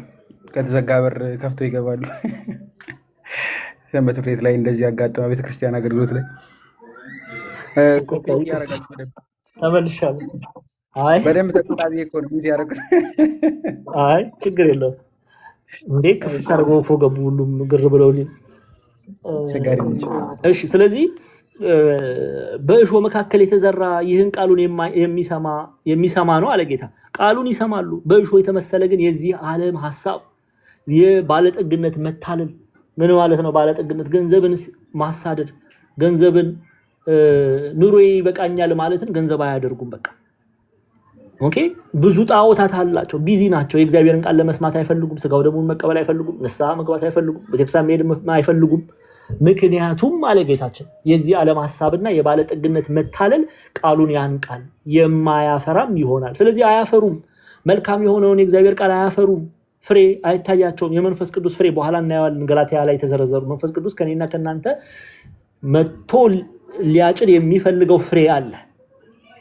ያንን ፍሬ እሱ ማየት የሚፈልገው ፍሬ አለ። ያንን ፍሬ ማፍራት አይችሉም። ምክንያቱም ለእግዚአብሔር ቃል ቦታ የላቸውም። ለእግዚአብሔር ቃል ቦታ አይሰጡም። እነሱ ዘመናቸውን የሚጨርሱት የዚህ ዓለምን ሐሳብ በማሳደድ ነው። ለዚህ ነው ዴባስ አለ ቅዱስ ጳውሎስ ይህንን ዓለም ወዶ ትቶኝ ምን ብሏል? ሄዷል። ይሁዳ ይህንን ዓለም ወዶ ገንዘብን መናፈቅ ወዶ ገንዘብ ከክርስቶስ ፍቅር በልጦበት ይህንን ዓለም ወዶ ሄዷል። ብዙዎችም ደቂቀ ይሁዳ ደቂቀ ዴማስ ዓለምን ወደው እምነታቸውን ትተው የሄዱ ብዙዎች ናቸው። እነዚህ ቃሉን የሚሰሙ ናቸው፣ ግን በእሾህ መካከል የተዘራው ይህንን የሚመስል ነው።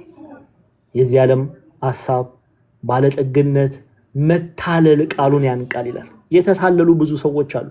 በሚጠፋው ዓለም የተታለሉ እንደ ዴማስ ብልጭልጩን ነገር አይተው የተታለሉ የዓለምን ድምፅ ልብ በኃጢአተኞች አይቅና ይላል የእግዚአብሔር ቃል።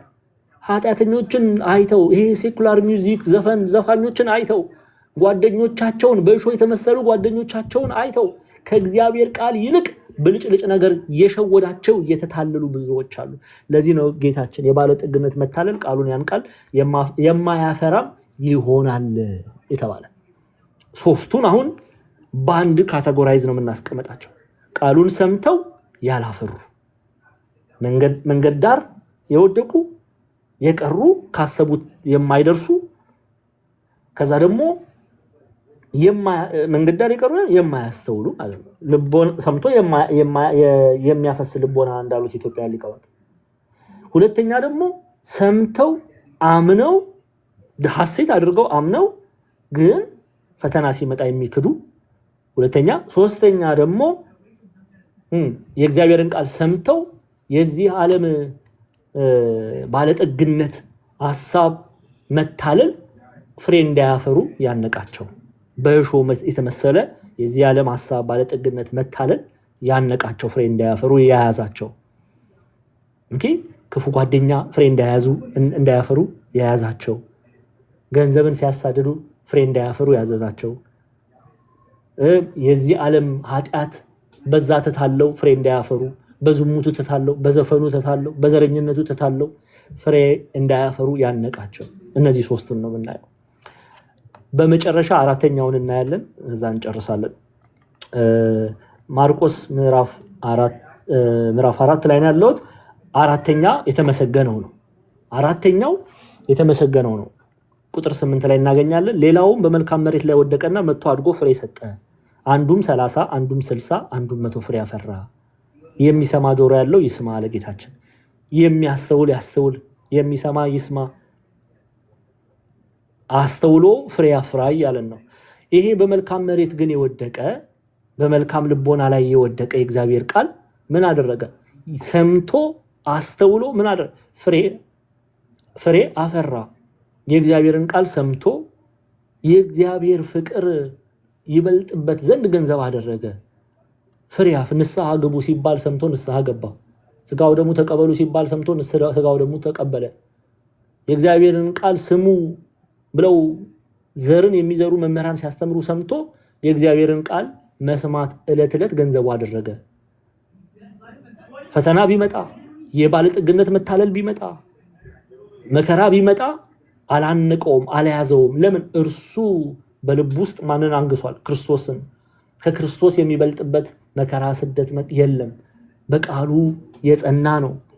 ይህንን ጌታችን ሲነግረን በማቴዎስ ወንጌል ምዕራፍ 13 ቁጥር 23 ላይ ስለዚህ በመልካም መሬት የተዘራው ይህ ቃሉን ሰምቶ የሚያስተውል ነው ይላል። እርሱም ፍሬ ያፈራል፣ አንዱም 100 አንዱም 60 አንዱም 30 ያደርጋል ይላል። መልካም ፍሬን ያፈራል። መልካም ፍሬ የተባለ ምንድነው? መልካም ፍሬ የተባለ ምንድነው? በሁለት ቤተክርስቲያን ፈተን እናየዋለን። አንደኛ በገላትያ ላይ የተዘረዘሩት መልካም ፍሬዎች፣ መልካም በፍቅር የሚሰሩ ስራዎች ገላትያ ምዕራፍ 5 ላይ እናያቸዋለን። የመንፈስ ቅዱስ አንድ ሰው መንፈስ ቅዱስ የተቀበለ ሰው ሊያንጸባርቃቸው የሚገባው ስራዎች እንዲህ ተብሎ ተቀምጠዋል። በመንፈስ ብትመሩ ከሕግ በታች አይደላችሁም፣ የሥራ ሥጋ የተገለጠ ነው ብሎ እርሱም ዝሙት፣ ርኩሰት፣ መዳራት፣ ጣዖት ማምለክ፣ ሟርት፣ ጥል፣ ክርክር፣ ቁጣ፣ ቅናት፣ ቁጣ፣ አድመኝነት፣ መለያየት፣ መናፍቅነት፣ መቀኝነት፣ መግደል፣ ስካር፣ ዘፋኝነት ይህን የሚመስል ነው። አስቀድሜ እንዳልኩ እንደዚህ ያሉትን የሚያደርጉ የእግዚአብሔርን መንግስት አይወርሱም አለ። እነዚህ መንፈስ ቅዱስ የራቃቸው እርኩስ መንፈስ የቀረባቸው ሰዎች የሚያንጸባርቁት መልክ ነው።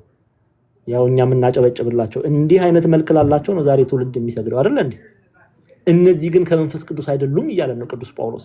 ከመንፈስ ቅዱስ ግን የሆኑ ፍሬ አላቸው፣ ፍሬ ያፈራሉ። መንፈስ ቅዱስ የሚወደውን ፍሬ ያፈራሉ። እነዚህ ፍሬ እነዚህ ናቸው።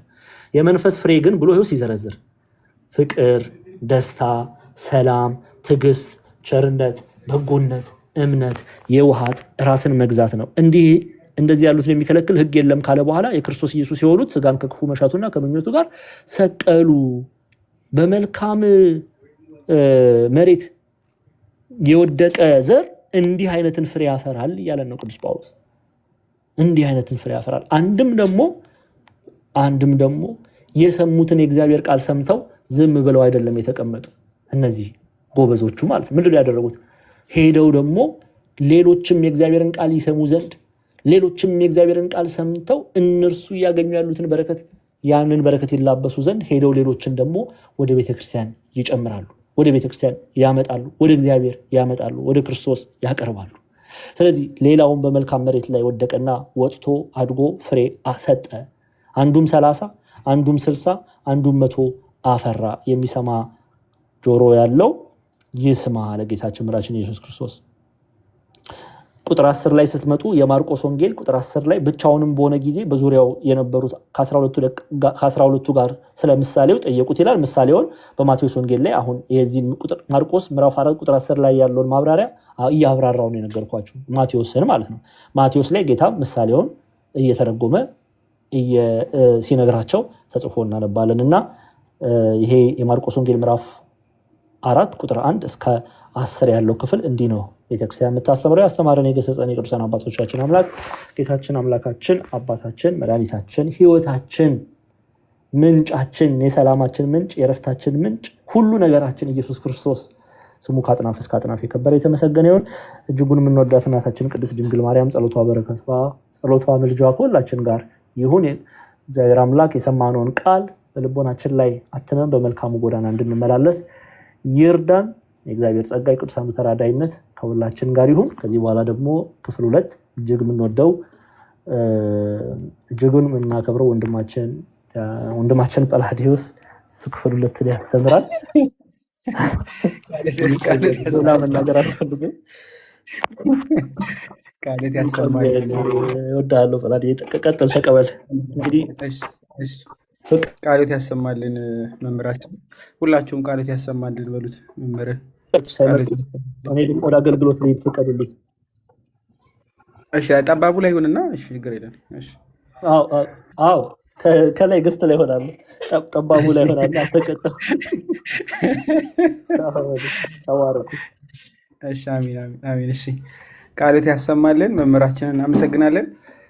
እስከ ቁጥር 10 ድረስ አይተናል ማለት ነው። ብቻውንም በሆነ ጊዜ በዙሪያው የነበሩት ከ12ቱ ጋር ስለ ምሳሌው ጠየቁት ብሎ ያስቀምጣል እና እንዲህ ማርቆስ ወንጌልን ስንመለከት ቀደም ብሎ ምሳሌውን ካስቀመጠ በኋላ ጌታችን ሐዋርያቱ ይጠይቁታል ስለ ምሳሌው ማለት ነው። ምሳሌው ስለምን በጌታ በምሳሌ እንደሚያስተምር ይጠይቁታል እና እንዲህ ይላል አይደለም? ቁጥር 11ን ተመልከቱ። እንዲህም አላቸው ብሎ ጌታ ኢየሱስ ክርስቶስ እንዲህ እንዳላቸው ስለ ሐዋርያቱ ያስቀምጣል። ለእናንተ የእግዚአብሔርን መንግሥት ምስጢር ማወቅ ተሰጥቷችኋል፣ በውጭ ላሉት ግን አይተው እንዳያዩ እንዳይሰረይላቸውም ነገር ሁሉ በምሳሌ ይሆንባቸዋል ብሎ ያስቀምጣል። ምስጢር ነው ብሎ ነው የሚያስቀምጥ። በደንብ ያዙልኝ። የምን ምስጢር? የእግዚአብሔርን መንግሥት ምስጢር ማወቅ ተሰጥቷችኋል። ለሐዋርያቱ የእግዚአብሔር መንግሥትን ምስጢር የማወቅ ስልጣን ተሰጥቷችኋል። ይሄ ምስጢር እንዴት ያለ ምስጢር ነው ከተባለ ምስጢርን የሚገልጥ ማን ነው? እግዚአብሔር አምላክ ምስጢርን ይገልጣል። እዚህ ትንቢተ ዳንኤል ምዕራፍ 2 ከቁጥር 28 ስትመለከቱ ነገር ግን ምስጢር የሚገልጥ አምላክ በሰማይ ውስጥ አለ እያለ ያስቀምጣል። በሰማይ ውስጥ አለ ማ?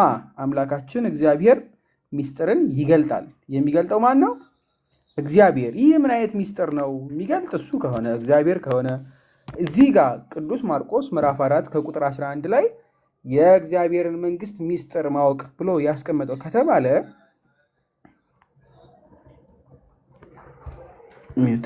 ሞዴሬተሮች ከተባለ እዚህ የሮሜ መልእክቱ ላይ ቅዱስ ጳውሎስ ምዕራፍ 16 ከቁጥር 25 ጀምሮ እንዲህ ይላል።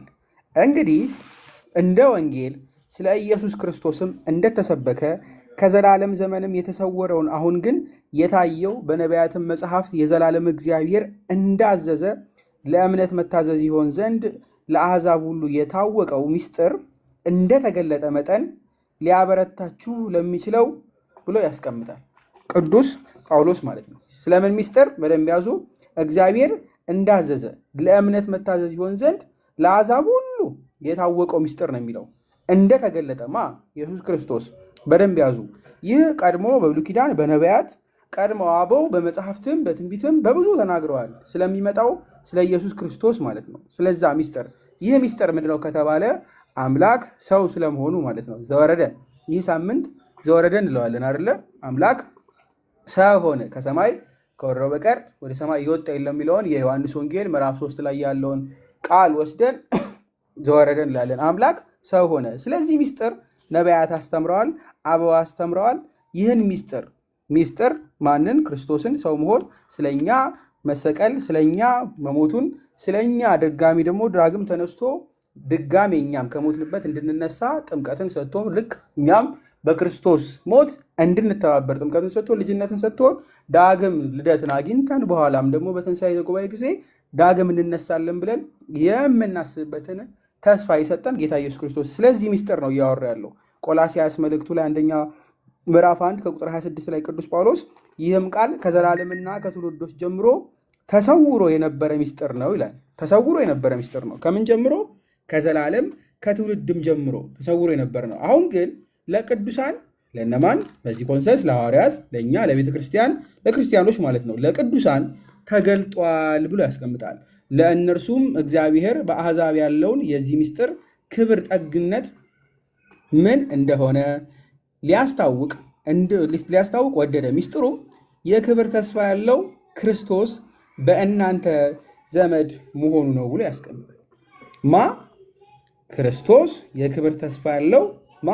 ክርስቶስ ኢየሱስ በእናንተ ዘመድ መሆኑ ነው። ሰው ስለመሆኑ ማለት ነው። ይህ በዘመናት የተደበቀ ያልታወቀ ያልተገለጠ በሐዲስ ኪዳን ጌታ አምላካችን ኢየሱስ ክርስቶስ ሰው ስለመሆኑ እርሱ እኛን ስለመሆኑ ማለት ነው። እኛ በኃጢአት ወድቀን አዳም በኃጢአት ወድቆ ከመንግስቱ ርቆ የነበረን ልጅነትን አጥቶ የነበረውን አዳም ሊያነሳው ወደ ቤቱም ሊመልሰው ጸጋንም ሊሰጠው በደንብ ያዙ። ጸጋን ሊመስጠው ወደ ቤቱ ሊመልሰው አምላካችን እሱ ራሱ ሰው ሆነ ማለት ነው። እኛ ወደ እሱ መቅረብ ሲያቅተን እርሱ ወደ እኛ ወረደ። ስለዛ ምስጢር ክርስቶስ አምላካችን የእኛ ዘመድ ስለመሆኑ ስለዚህ ምስጢር ሐዋርያት ምን አሉ? የእግዚአብሔር መንግሥት ምስጢር ማወቅ ተሰጥቷቸዋል ተብሎ ያስቀምጣል። ይህ ምስጢር አምላክ ሰው መሆኑን ማለት ነው። አምላክ ሰው መሆኑን የተደበቀውን በዘመናት ያልታወቀውን ለሐዋርያቱ ስለመገለጡ ማለት ነው። በውጭ ላሉት ግን ብሎ ያዩታል። በውጭ ላሉት ግን ምንድን ነው? አይተውም እንዲያዩ እንዳይመለከቱም፣ ሰምተውም እንዲሰሙ እንዳያስተውሉ፣ እንዳይመለሱ፣ ኃጢአታቸውንም እንዳይሰረይላቸው ነገር ሁሉ በምሳሌ ይሆንባቸዋል ብሎ ስለ ሌሎቹ አስቀመጠ። ይህ እውቀት ቀድሞ ተሰጥቷል። ማቴዎስ ወንጌል ምዕራፍ 11 ከቁጥር 5 ላይ ስትመለከቱ በዚያን ጊዜ ኢየሱስ መልሶ እንዲህ አለ፣ አባት ሆይ የሰማይ ጌታ ይህን ከጥበበኞች ከአስተዋዮች ሰውረ ለሕፃናት ስለገለጥህላቸው አመሰግናለሁ ይላል። ያን መሆኑ ነው። አዎን አባት ሆይ ፈቃድህ በፊትህ እንዲህ ሆኗልና ሁሉ ከአባቴ ዘንድ ተሰጥቶኛል። ከአብ በቀር ወልድን የሚያውቅ የለም፣ ከወልድም በቀር ወልድን ሊገልጠው ከሚፈቅድ በቀር አብን የሚያውቀው የለም ብሎ ያስቀምጣል። ጌታ አምላካችን እርሱ አብን የሚገልጥልን ወልድ እርሱ ስለመሆኑ እርሱ የእግዚአብሔር ልጅ ስለመሆኑ ይነግረናል። ይህ ታላቅ ሚስጥር ነው። አምላክ ሰው መሆኑ ማለት ነው። የተደበቀውን እኛ በመንፈስ ሕፃናት ለሆንን ለእኛ ስለመግለጡ ጌታ ኢየሱስ ክርስቶስ ይነግረናል። ከአስተዋዮች ከጥበበኞች ብዙ ለተመራመሩ ያሉ ቢሆኑ ነገር ግን ለሐዋርያቱ ለእኛ ለቤተ ክርስቲያን ለክርስቲያኖች ምን ሆነ? ተገለጠ ማለት ነው። ሁለት አይነት ሰዎች ትመለከታላችሁ። የዮሐንስ ወንጌል እዚህ ምዕራፍ 6 ቁጥር 65 ላይ ደግሞ አለ ጌታ ኢየሱስ ክርስቶስ ነው። ስለዚህ አልኋችሁ ከአብ የተሰጠውን ካልሆነ ወደ እኔ ሊመጣ የሚችል የለም ብሎ ያስቀምጣል። ጌታ ኢየሱስ ክርስቶስ ወደ አብ የምንቀርበት ወደ እሱ የምንታረቅበት እርሱ ክርስቶስ ስለመሆኑ በግልጥ ያስቀምጣል። ይህን እውቀት የማያውቁ ሁለት አሉ። በደንብ ያዙ። ሁለት ዮሐንስ ወንጌል ምዕራፍ 15 ከቁጥር 15 ላይ ስትመለከቱ ከእንግዲህ ወዲህ ባሮች አልላችሁም፣ ባሪያ ጌታው የሚያደርገውን አያውቅምና፣ ወዳጆች ግን ብያችኋለሁ፣ ከአባት የሰማሁትን ሁሉ ለእናንተ አስታውቃችኋለሁ እያለ ያስቀምጣል። ለእነማ? ለእናንተ አይሁዳውያን ተመልከቱ። ለእነርሱ ሊያስታውቃቸው፣ ለእነርሱ ብቻ አይደለም ለእኛም ለሁላችንም ሊያስታውቀን የመጣ ጌታ ኢየሱስ ክርስቶስ ስለመሆኑ ይነግረናል። የሚገልጥ እሱ ነው። የተደበቀውን ለእኛ ሊያስረዳ ሊያሳውቀን የመጣ ጌታ አምላካችን ነው። ስለዚህ ሚስጥር ነው እያወራ ያለው። ስለዚህ በተቃራኒው ደግሞ እነዚህ በደንብ ያዙ አይሁዳውያን ሳይሆኑ ወይም ደግሞ ለእናንተ አስታውቂያቸዋለሁ ካለው ውጭ አንደኛ ቆሮንቶስ ምዕራፍ 2 ከቁጥር 14 ላይ ያሉትን ደግሞ ትመለከታላችሁ። ለፍጥረታዊ ሰው የእግዚአብሔር መንፈስ ነገር ሞኝነት ነውና አይቀበለውም፣ በመንፈስም የሚመረምር ስለሆነ ሊያውቅ አይችልም ብሎ ያስቀምጣል። ይሄ ከእግዚአብሔር መንፈስ የራቀ ሞኝነት የሆነበት ማለት ነው። የእግዚአብሔር መንፈስ ሁሉም ስለ አምላካችን ስለ ኢየሱስ ክርስቶስ ሰው መሆን ሲጠየቅ ሁሉ ነገር ሞኝነት ነው የሚመስለው። አምላክ ሰው ሆነ ሲባል መጃጃል ላይ ይመስለው ሞኝነት ላይ የሚመስለው ለእርሱ ምን የለውም? የእግዚአብሔር መንግስት የማወቅ ሰልጣንም የለውም ማለት ሊያውቅም አይችልም። በመንፈስ የሚመረምር ስለሆነ ሊያውቅ አይችልም ብሎ ያስቀምጣል። ይህን የሚያውቀው የትኛው ሚስጥር ነው? የትኛው ሚስጥር ነው? የእግዚአብሔርን መንግስት ሚስጥር። ይህን ካላወቀ ደግሞ አይድንም ማለት ነው። ይህን ሚስጥር የሚመረምሩት ወይም ደግሞ በጣም እንደ በጭንቅላታቸው አስበው እንዴት ሊሆን ይችላል የሚሉ ጥበበኞች ሊያውቁት አልቻሉም። እሱ ራሱ ጌታ ኢየሱስ ክርስቶስ ከገለጠልን ውጭ ማለት ነው። እርሱ ለእኛ ገለጠልን፣ እኛም አወቅ ነው። እንዴት ገለጠልን? እሱ ራሱ ምን ሆኖ? ሰው ሆኖ ከድንግል ማርያም ማለት ነው። አየነው፣ ዳሰስነው፣ በመካከላችንም ሆኖ ሰበከ፣ አስተማረ፣ አዳነ፣ ፈወሰ ማለት ነው።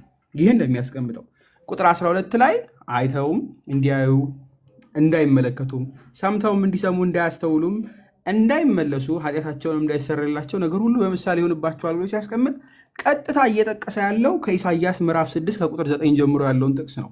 ኢሳይያስ ትንቢት ቀድሞ እርሱም ሂድ፣ ይህን ሕዝብ መስማትን ትሰማላችሁ አታስተውሉምም፣ ማየትም ታያላችሁ አትመለከቱምም በላቸው። በዓይናቸው እንዳያዩ በጆሮአቸውም እንዳይሰሙ በልባቸውም እንዳያስተውሉ ተመልሰውም እንዳይፈወሱ የዚህን ሕዝብ ልብ አደንድን፣ ጆሮአቸውንም አደንቁር፣ ዓይናቸውንም ጨፍን አለኝ ብሎ ቀድሞ ኢሳይያስ በትንቢቱ የነገረንን ትንቢት ጌታ ኢየሱስ ክርስቶስ ሲነግራችሁ ትመለከታላችሁ፣ ሲፈጸም ትመለከታላችሁ። አይተውም እንዳያዩ እንዳይመለከቱም ሰምተውም እንዳይሰሙ እንዳያስተውሉ ብሎ ማለት ነው። እንዳያስተውሉ እነዚህ ጌታ አምላካችን ሰው ስለመሆኑ አምላክ ሰው ሆኖ እኛን ለማዳን መምጣቱን ተአምራቱን አይተው ያላወቁ ነግሯቸው ያልሰሙ በደንብ ያዙ። አብ መስክሮለት በደንብ ተመልክተው መንፈስ ቅዱስም አረጋግጠው በእርግጥ ምንም ያልገባቸው ማለት ነው። አሁንም የሚመራምሩ በጥበባቸው የሚመኩ ብዙ ሰዎች ነበሩ ከአይሁዳውያን ወገን። ስለ እነዚህ ነው የሚያወራው። አይተው እንዳያዩ እንዳይመለከቱም ይላል። በዓይናቸው ተገልጠው ይመለከታሉ እኮ ነገር ግን የምርም ማን እንደሆነ አላወቁም። አላወቁም። ሰምተዋል፣ ንግግሩን ሰምተዋል፣ ያስተማረውን አይተዋል፣ በጆሯቸው ገብቷል ትምህርቱ በሙሉ። ነገር ግን ያ የተማሩት ትምህርት በጆሮ ገብተው ፍሬ አላፈሩበትም። ስለዚህ ሰምተው እንዲሰሙ እንዳያስተውሉም ብሎ ያስቀምጣል። በልባቸው ላይ ምን ስለሆነ እንዳያስተውሉ ተመልሰውም እንዳይፈወሱ የዚህ ህዝብ ልብ አደንድነዋል፣ ጆሯቸውንም እንደዚሁ አደንቁራል። ጆሯቸው ደንቁራል። እነዚህ አምላክ ሰው ሆነ ሊያድነን መጣ ተብሎ አውቀው በመጽሐፍ የተማረውን ሰምተው ነቢያት የተናገሩትን ትንቢት ሰምተው ብቻ አይደለም በየዕለቱ በምኩራባቸው እየተናገሩት እያነበቡት ኢሳያስን ለምሳሌ ያነባሉ፣ ሕዝቅኤልን ያያሉ፣ ዘካርያስን ይመለከታሉ፣ መዝሙረ ዳዊት ያነባሉ፣ ከመጀመሪያው ጀምሮ ያለውን ከሙሴ መጽሐፍ ያሉ፣ ነገር ግን ሊሰሙ አልወደዱም ማለት ነው። በእነዚህ መካከል ስንት አይነት ሰዎች አሉ ብትሉ፣ አንደኛው የፈርዖንን ልብ ልክ እንደማደንደን ትመለከታላችሁ። ዘጸአት ምዕራፍ 7 ቁጥር 13 ላይ ስትመለከቱ እግዚአብሔር እንደተናገረ የፈርዖን ልብ ጸና አልሰማቸውም ብሎ ያስቀምጣል። ፈርዖን አልሰማም፣ የእግዚአብሔርን ቃል ሊሰማ አልፈለገም። እንዲሁም ደግሞ ተመለስ ሲባልም ሊቀበል ፍላጎት አልነበረውም። ስለዚህ ምን ሆነ? ልቡ ጸና ተብሎ ልቡ ደነደነ ማለት ነው። ልቡ የጸናን ሰው ደግሞ እግዚአብሔር ሊገልጥለት አይችልም። ምክንያቱም እርሱ ራሱ ልቡን ደፍኗልና ማለት ነው። ዮሐንስ ወንጌል ምዕራፍ 12 ከቁጥር 37 ላይ ስትመለከቱ እስከ ቁጥር 37 ጀምሮ እስከ 40 ድረስ አንብቡት። ነገር ግን ይህን ያህል ምልክት በፊታቸው ምንም ቢያደርግ ይላል፣ ምንም ቢያደርግ ነቢዩ ኢሳያስ ጌታ ሆይ ማን ምስክርነታችንን አመነ? የእግዚአብሔርስ ክንድ ለማን ተገለጠ? ብሎ የተናገረው ቃል ይፈጸም ዘንድ በእርሱ አላመኑም ብሎ ያስቀምጣል። ከዛ ኢሳያስም ደግሞ ብሎ ኢሳያስ አሁን ትንቢተ ኢሳያስ ምዕራፍ 6 ከቁጥር 9 ላይ ያለውን ክፍል ያመጣል። እርሱም ሂድ ይህን ሕዝብ መስማትን አትሰማላችሁ ብሎ ያልመጣውን ያመጣል። ግን ቀደም ብሎ ኢሳያስ የተናገረው ነው ጌታ ሆይ ማን ምስክርነታችንን አመነ የሚለው ኢሳያስ 53 ቁጥር 1 ላይ ያለው ነው። ትንቢተ ኢሳያስ ምዕራፍ 53 ቁጥር 1 ላይ ስለ ጌታ ሲቀመጥ በተአምራት መጥቶ ሁሉን እያሳያቸው፣ ነገር ግን የእግዚአብሔር ክንድ ለማን ተገለጠ ብሎ ያላለ የተናገረውን ቃል ይፈጸም ዘንድ በእርሱ አላመኑ። አይተዋል፣ ተአምራቱን አይተዋል፣ ተመልከቱ፣ ተአምራቱን አይተዋል፣ ትምህርቱን ሰምተዋል፣ ነገር ግን እስቲል አላመኑ፣ ሊያምኑ አልፈለጉም ማለት ነው። ሮሜ መልእክት ምዕራፍ 11 ላይ ቅዱስ ጳውሎስ እንዲህ ይላል፣ ከቁጥር 7 ጀምሮ ስታነቡት እንግዲህ ምንድን ነው? እስራኤል የሚፈልጉትን አላገኙትም፣ የተመረጡት ግን አገኙት፣ ሌሎቹም ደነዘዙ። እንዲሁም እንዲህ ተብሎ ተጽፏል፣ ዓይኖቻቸው እንዳያዩ ጆሯቸውም እንዳይሰሙ እግዚአብሔር የእንቅልፍን መንፈስ እስከ ዛሬ ድረስ ሰጣቸው ብሎ ያስቀምጣል። እስከ ዛሬ ድረስ ሰጣቸው። የምን መንፈስ? የእንቅልፍ መንፈስ። ዓይኖቻቸው ሊያዩ አልቻሉም፣ ጆሯቸውም ሊሰሙ አልፈለጉም። ልቦቻቸው ደንድነው ስለነበረ የእንቅልፍ መንፈስ ተሰጣቸው። በዚህ የአለማመን ሂደት ውስጥ፣ በዚህ አለመቀበል ውስጥ ምን አይነት ነገር ትመለከታላችሁ መሰላችሁ? አንደኛው መጽሐፈ ምሳሌ ቁጥር 28 ላይ ቁጥር 14 እንዲህ የሚለው ሁልጊዜ የሚፈራ ሰው ምስጉን ነው ካለ በኋላ ልቡን የሚያጸና ግን በክፉ ላይ ይወድቃል ተብሏል። በንስሐ የማይመለስ ልቡን የሚያጸና ደንዳና የሆነ የተገለጠውን ሚስጥር ሊያውቅ ያልፈለገ የማን ስልጣን እንደሆነ ጌታ ኢየሱስ ክርስቶስ ሲናገር ኃይሉን አይተው መረዳት ያልቻሉትን ልባቸውን ያጸኑትን እነዚህ ሁሉ ክፋት በምን ላይ ይሆናል? ይወድቃሉ፣ በክፋት ላይ ይወድቃሉ። ይህ ክፋት ምንድነው ከተባለ ከመንግስቱ የመራቅ መንግስቱ ያለመግባት ማለት ነው። ሁለተኛ ተሰሎንቄ ምዕራፍ 2 ከቁጥር 10 ጀምሮ ቅዱስ ጳውሎስ ይላል ይድኑ ዘንድ የእውነትን ፍቅር ስላልተቀበሉ ለሚጠፉ የእርሱ መምጣት በተአምራት ሁሉን እና በምልክቶች በሐሰተኞች ድንቆችም በአመፅም መታለል ሁሉ እንደ ሰይጣን አሰራር ነው። ስለዚህም ምክንያት በእውነት ያላመኑ ነገር ግን በአመፅ ደስ ይላቸው የነበሩ ሁሉ ፍርድን እንዲቀበሉ ሐሰትን ያምኑ ዘንድ እግዚአብሔር የስህተትን አሰራር ይልክባቸዋል ብሎ ያስቀምጣል። በምሳሌ ነው የሚያስቀምጠው። በምሳሌ በደንብ ተመልከቱ። በምሳሌ አንደኛው ይላችሁ ይድኑ ዘንድ የእውነትን ፍቅር ስላልተቀበሉ ነው የሚለው። የእውነት ፍቅር የተባለ ማን ነው? ጌታ ኢየሱስ ክርስቶስ። እርሱን አንቀበልም አንፈልግም ነው የሚሉት። መዳንን አንፈልግም ማለት ነው። ስላልተቀበሉ ለሚጠፉ የእርሱ መምጣት በተአምራት ሁሉና በምልክቶች ያሉትን ሁሉ ያስቀምጣል። እነዚህ ጌታ ኢየሱስ ክርስቶስ ማወቅ አልፈለጉም። የእግዚአብሔር መንግስት ሚስጥር ማወቅ ተሰጥቷቸዋል ከተባሉት ከሐዋርያት ከክርስቲያኖች ተለይተው ማወቅ ያልፈለጉ ልባቸውን ያደነደኑ ናቸው ማለት ነው። ቁጥር 13 ላይ ስትመለከቱ አላቸውም ይህ ምሳሌ አታውቁምን? እንዴትስ ምሳሌዎቹን ሁሉ ታውቃላችሁ ብሎ ያስቀምጣል። ቀድሞም በምሳሌ እየተናገረ ስለሆነ ማለት ነው። ይህ ምን አይነት ነው ከተባለ ጌታ ኢየሱስ ክርስቶስ በምሳሌ ሲናገር ምዕራፍ 13 ላይ የማቴዎስ ወንጌል በዛ ያለ ምሳሌዎችን ሰጥቶ ይመጣል። እዚሁ ከዘሩ ጋር በተለይ ዘር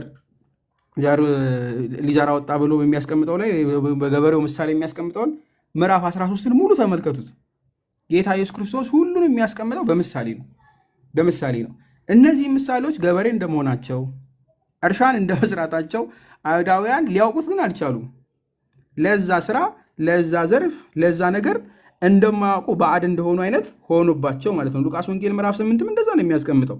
ቃሉን ሰምተው ነገር ግን በማያውቁት ነገር እንዳሉ ይህ የተገለጠው ጌታ ኢየሱስ ክርስቶስ መሆኑን እና አምላካቸው መሆኑን ላለማወቅ ልባቸውን አደነደኑ ማለት ነው። ያዕቆብ መልእክት ምዕራፍ 1 ከቁጥር 22 ላይ ቃሉን የምታደርጉ ሁኑ እንጂ ራሳችሁን እያሳታችሁ የምትሰሙ ብቻ አትሁኑ ይላል። ጌታ ኢየሱስ ክርስቶስን አወቁ፣ እሺ ተሰሙ፣ ምናምን ተደነቁ። ግን ያላቸውን ሊሰሙ ፍላጎት የልነበራቸው፣ የምርም ሊቀበሉት ፍላጎታቸው አልነበረም። እንደውም ጭራሽ ብዙ ታምራትን መጠየቅ፣ ብዙ ትምህርትን መስማት መፈለግ ይሄዳል ማለት ነው። ምዕራፍ እዚሁ 4 ቁጥር 14 ላይ ዘሪውም ቃሉን ይዘራል፣ ቃልም በተዘራበት በመንገድ ዳር የሆኑት እነዚህ ናቸው ይለና ያስቀምጣል። እነዚህ ናቸው ቃሉ እና ዘሩ የተባለ ምንድን ነው? ቃሉ ማለት ነው። የሉቃስ ወንጌል ምዕራፍ 8 ከቁጥር 11 ላይ ምሳሌው ይህ ነው፣ ዘሩ የእግዚአብሔር ቃል ነው ብሎ ያስቀምጣል። ምሳሌው ይህ ነው፣ ዘሩ የእግዚአብሔር ቃል ነው። ሉቃስ ወንጌል ምዕራፍ 8 ከቁጥር 11 ማለት ነው። ዘሪው ቃሉን ይዘራል ብሎ ያስቀምጠው ምን አይነት ዘር ነው ከተባለ ዛሬው ራሱ ቃሉ ራሱ ምንድን ነው? ዘሩ ነው። የእግዚአብሔር ማለት ነው። ኢሳይያስ በትንቢቱ ምዕራፍ 55 ከቁጥር 11 ላይ ከአፌ የሚወጣ ቃሌ እንዲሁ ይሆናል፣ የምሻውን ያደርጋል፣ የላኩትንም ይፈጽማል እንጂ ወደ እኔ በከንቱ አይመለስም ብሎ ያስቀምጣል። ከአፌ የሚወጣ ምኑ? ቃሌ ማለት ነው። እንዲሁ ይሆናል፣ የምሻውን ያደርጋል፣ የላኩትንም ይፈጽማል እንጂ ወደ እኔ በከንቱ አይመለከትም። የእግዚአብሔር ቃል የሚያደርግ ቃል ነው። ድም ብሎ ወጥቶ የሚቀር ነገር አይደለም። ይህ ዘር ተብሎ የተነገረ የእግዚአብሔር ቃል የሚያፈራ እንጂ የማያፈራ አይደለም። ከተተከለ በኋላ በአፈር ውስጥ ካረፈ በኋላ አብቅሎ ፍሬን የሚያፈራ እንጂ በዛው መክኖ የሚቀር አይደለም። ዕብራውያን ምዕራፍ 4 ከቁጥር 12 ስትመለከቱ የእግዚአብሔር ቃል ሕያው ነው፣ የሚሰራም ሁለትም አፍ ካለው ሰይፍ ሁሉ ይልቅ የተሳለ ነው፣ ነፍስንና መንፈስን ጅማትንና ቅልጥምንም እስኪለይ ድረስ ይወጋል፣ የልብንም ስሜትና ሐሳብ ይመረምራል ብሎ ያስቀምጣል። የእግዚአብሔር ቃል ምንድን ነው? ሕያው ነው፣ የሚሰራም ነው፣ ሁለትም አፍ ካለው ሰይፍ ሁሉ ይልቅ የተሳለ ነው፣ የሚያፈራ ነው። በደንብ ያዙልኝ። ይህ ዘር ዝም ብሎ የሚቀር አይደለም፣ የሞተ ዘር አይደለም፣ ሕያው ዘር ነው፣ የሚሰራም ነው ማለት ነው። ስለዚህ ቅልጥምንም እስኪለይ ድረስ ይወጋል የተባለ የልብንም ስሜት ሐሳብ ይመረምራል የተባለ የእግዚአብሔር ዘር ወይም ቃል በልባቸው ሊያርፍ ይገባል ማለት ነው። አንደኛ ጴጥሮስ ምዕራፍ 1 ከቁጥር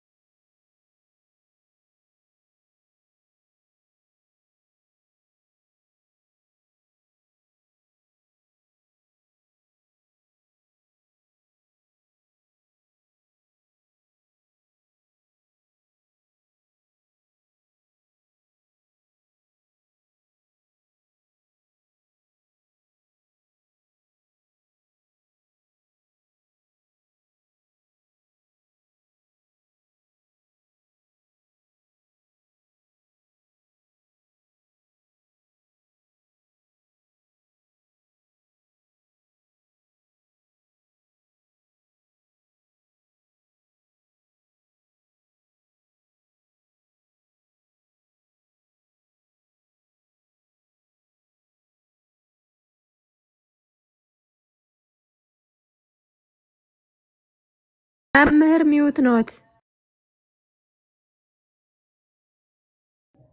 እሺ፣ ሶሪ ይቅርታ፣ ድምፅ እየተደረበብኝ ስለነበር። እሺ፣ አንዴ። እሺ፣ መልካም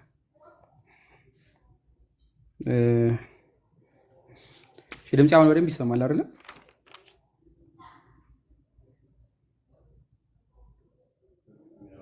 ይሰማል? ይሰማል መምህር። እሺ አንደኛ ጴጥሮስን ምዕራፍ 1 ጠቅሼ ነበር መሰለኝ አቁሙት አይደለ? እሱን ያብራራው ሐሳብ የተሰረቀ ሶሪ አንደኛ ጴጥሮስ አይደለም አንደኛ ጴጥሮስ ብለው ነው ያቆምኩት መምህር። መልካም እሺ አንደኛ ጴጥሮስ ምዕራፍ 1 ከቁጥር 23 ስትመለከቱ ዳግመኛ የተወለዳችሁ በደንብ ያዙ፣ የተወለዳችሁት ከሚጠፋ ዘር አይደለም በሕያውና ለዘላለም በሚኖር በእግዚአብሔር ቃል ከማይጠፋ ዘር ነው እንጂ ብሎ ያስቀምጣል። ይህ የማይጠፋ ዘር የተባለ ምንድነው? የእግዚአብሔር ቃል። ይህ የእግዚአብሔር ቃል የተባለ ደግሞ ምንድነው? የእግዚአብሔር ምንድነው? ቃሉ ራሱ ዘር ተብሎ ምሳሌው ይህ ነው። ዘሩ የእግዚአብሔር ቃል ነው ብሎ የተነገረ ማለት ነው። ዘሩ ተብሎ እግዚአብሔር ጌታ ኢየሱስ ክርስቶስ በዘሩ እየመሰለ በገበሬው መስሎ ስለሚያፈራው ነገር እያስቀመጠ የማያፈራ ይጣላል፣ ወደ እሳት ይወረወራል ያለውን ምሳሌ ትመለከታላችሁ። ወደፊትም እንመለከተዋለን። ካላፈሩ ምንድነው? የእግዚአብሔር ቃል በእነሱ አልሰራም፣ ሕያው አይደለም እንደማለት ነው። ስለዚህ የእግዚአብሔርን ቃል ምን ማድረግ ነው? ሐሰተኛ ማድረግ ነው። ስለዚህ የእግዚአብሔር ቃል የሚሰራ ነው። የማይቀበሉ ልበ ደንዳኖች ካልሆኑ በስተቀር ጌታ ቃል ምንድነው? የሚሰራ ሕያውና ሁሉን የሚያደርግ ነው ማለት ነው። ስለዚህ የእግዚአብሔር መንግስትን በደንብ ያዙ። የሚያውቋት እነማን ናቸው? ቃሉን በልባቸው የሚያሳርፉ ማለት ነው። ምክንያቱም ስትመለከቱ እዚህ ቁጥር 15 ላይ ዘሩን ቃሉ ነው ይዘራል፣ ቃሉን በተዘራበት በመንገድ ዳር የሆኑት እነዚህ ናቸው ላይ ያስቀምጣል አይደለ?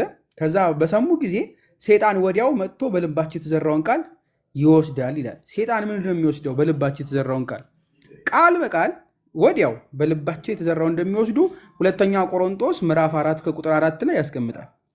ለእነርሱም የእግዚአብሔር ምሳሌ የሆነ የክርስቶስ የክብሩ ወንጌል ብርሃን እንዳያበራላቸው የዚህ ዓለም አምላክ የማያምኑትን ሐሳብ አሳወረ ብሎ ያመጣል።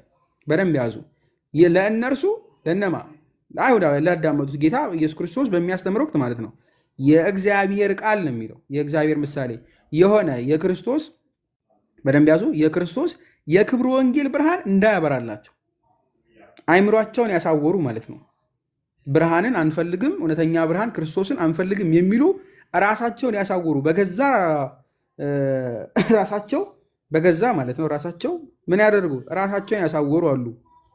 አምላክን ላለማወቅ ጌታ ኢየሱስ ክርስቶስን እውነተኛ አምላክ ብሎ ላለመቀበል ተአምራቱን አይቶ ላለመቀበልና እንዲሁም ለፍሬ ላለማፍራት ማለት ነው ላለማፍራት። ስለዚህ የዚህ ዓለም አምላክ የማያምኑትን ሐሳብ አሳወረ ብሎ ያስቀምጣል። የዚህ ዓለም አምላክ የተባለ ማን ነው ከተባለ ሰይጣን። ሰሙም በደንብ ያዙ።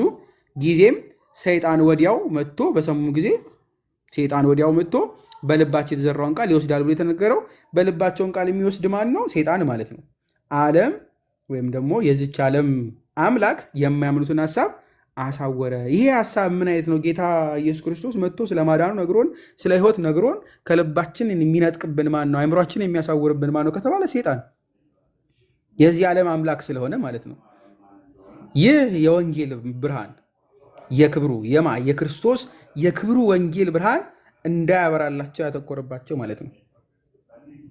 እርሱ ማን ነው ከተባለ በአየር ላይ ስልጣን እንዳለው አለቃ ተብሎ የተቀመጠለት ኤፌሶን ምዕራፍ 2 ከቁጥር 2 ላይ በማይታዘዙትም ልጆች ላይ አሁን ለሚሰራው መንፈስ አለቃ እንደሆነው በአየር ላይ ስልጣን እንዳለው አለቃ ፈቃድ በፊት ተመላለሳችሁባቸው ብሎ ያስቀምጣል። ተመላለሱባቸው እንዴት አይነት?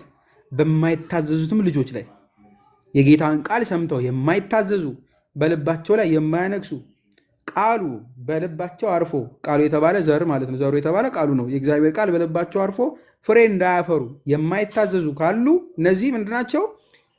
በደንብ ያዙ። እንደሆነው በአየር ላይ ስልጣን እንዳለው አለቃ ፈቃድ በፊት ተመላለሰችባቸው። በቃ እንደ ሴጣን ማለት ሴጣን። አንደኛ ጴጥሮስ ምዕራፍ 5 ከቁጥር 8 ላይ እንደዚህ ነው የሚለው፣ በመጠን ኑሩ ንቁም፣ ባላጋራችሁ ዲያብሎስ የሚውጠውን ፈልጎ እንደሚያገሳ አንበሳ ይዞራልና ብሎ የሚያስቀምጠው የሰሙትን ቃል በልባቸው ላይ ገና አርፎ እንዲሁ እንደው ሳያዋሃዱት ፍሬም ሳያፈሩ በሰሙም ጊዜ ሴጣን ወዲያውኑ መጥቶ በልባቸውን የዘራውን ቃል ይወስዳል። ልክ የተባለው ልክ እንደዛ ሁል ጊዜ የሚያደባ ማን አለ? ሴጣን። ሁል ጊዜ የሚያደባ ዲያብሎስ። የሚውጠውን ፈልጎ እንደሚያደባ እንደሚያገሳ አንበሳ ይዞራልና ተብሎ ስለተቀመጠ ማለት ነው። ልክ እንደ አንበሳ ሁሌ ሊበላን ሊነጥቀን ማለት ነው። ከመንፈስ እንድንወጣ ከእግዚአብሔር ክርስቶስ ከሆነው ከእርሱ ከህይወት እንድንወጣ የሚፈልግ አንበሳ ተብሎ የተቀለጠለት ሊበላን የሚፈልግ ማለት ነው አውሬ እርሱ ሁሌም አለ። በሰሙም ጊዜ ሴጣን ወዲያው መጥቶ በልባቸው የተዘራውን ቃል ይወስዳል የተባለለት ማለት ነው። እነዚህ ምን ያደርጋሉ? ይሰማሉ፣ ግን ይረሳሉ። ያዕቆብ መልእክት ምዕራፍ 1 ከቁጥር 23 ተመልከቱ። ቃሉን የሚሰማ የማያደርገውም ቢኖር የተፈጥሮ ፊቱን በመስታወት የሚያይ ይህን ሰው ይመስላል። ራሱን አይቶ ይሄዳልና ወዲያው እንደምን እንደሆነ ይረሳል። አንድ ሰው መልኩን ተመልክቶ መስታወት አይቶ ዋው እንደው ያምራል ምን ብሎ ካየ በኋላ ሀሳብ ከሰጠ በኋላ መልኩን ይረሳል ወዲያው ማለት ነው። ድጋሜ መጥቶ መስታወት መታየት፣ መስታወት ላይ ራሱን ድጋሜ ቼክ ማድረግ ይፈልጋል። አንድ አይቶ አይጸናለትም፣ ይረሳል።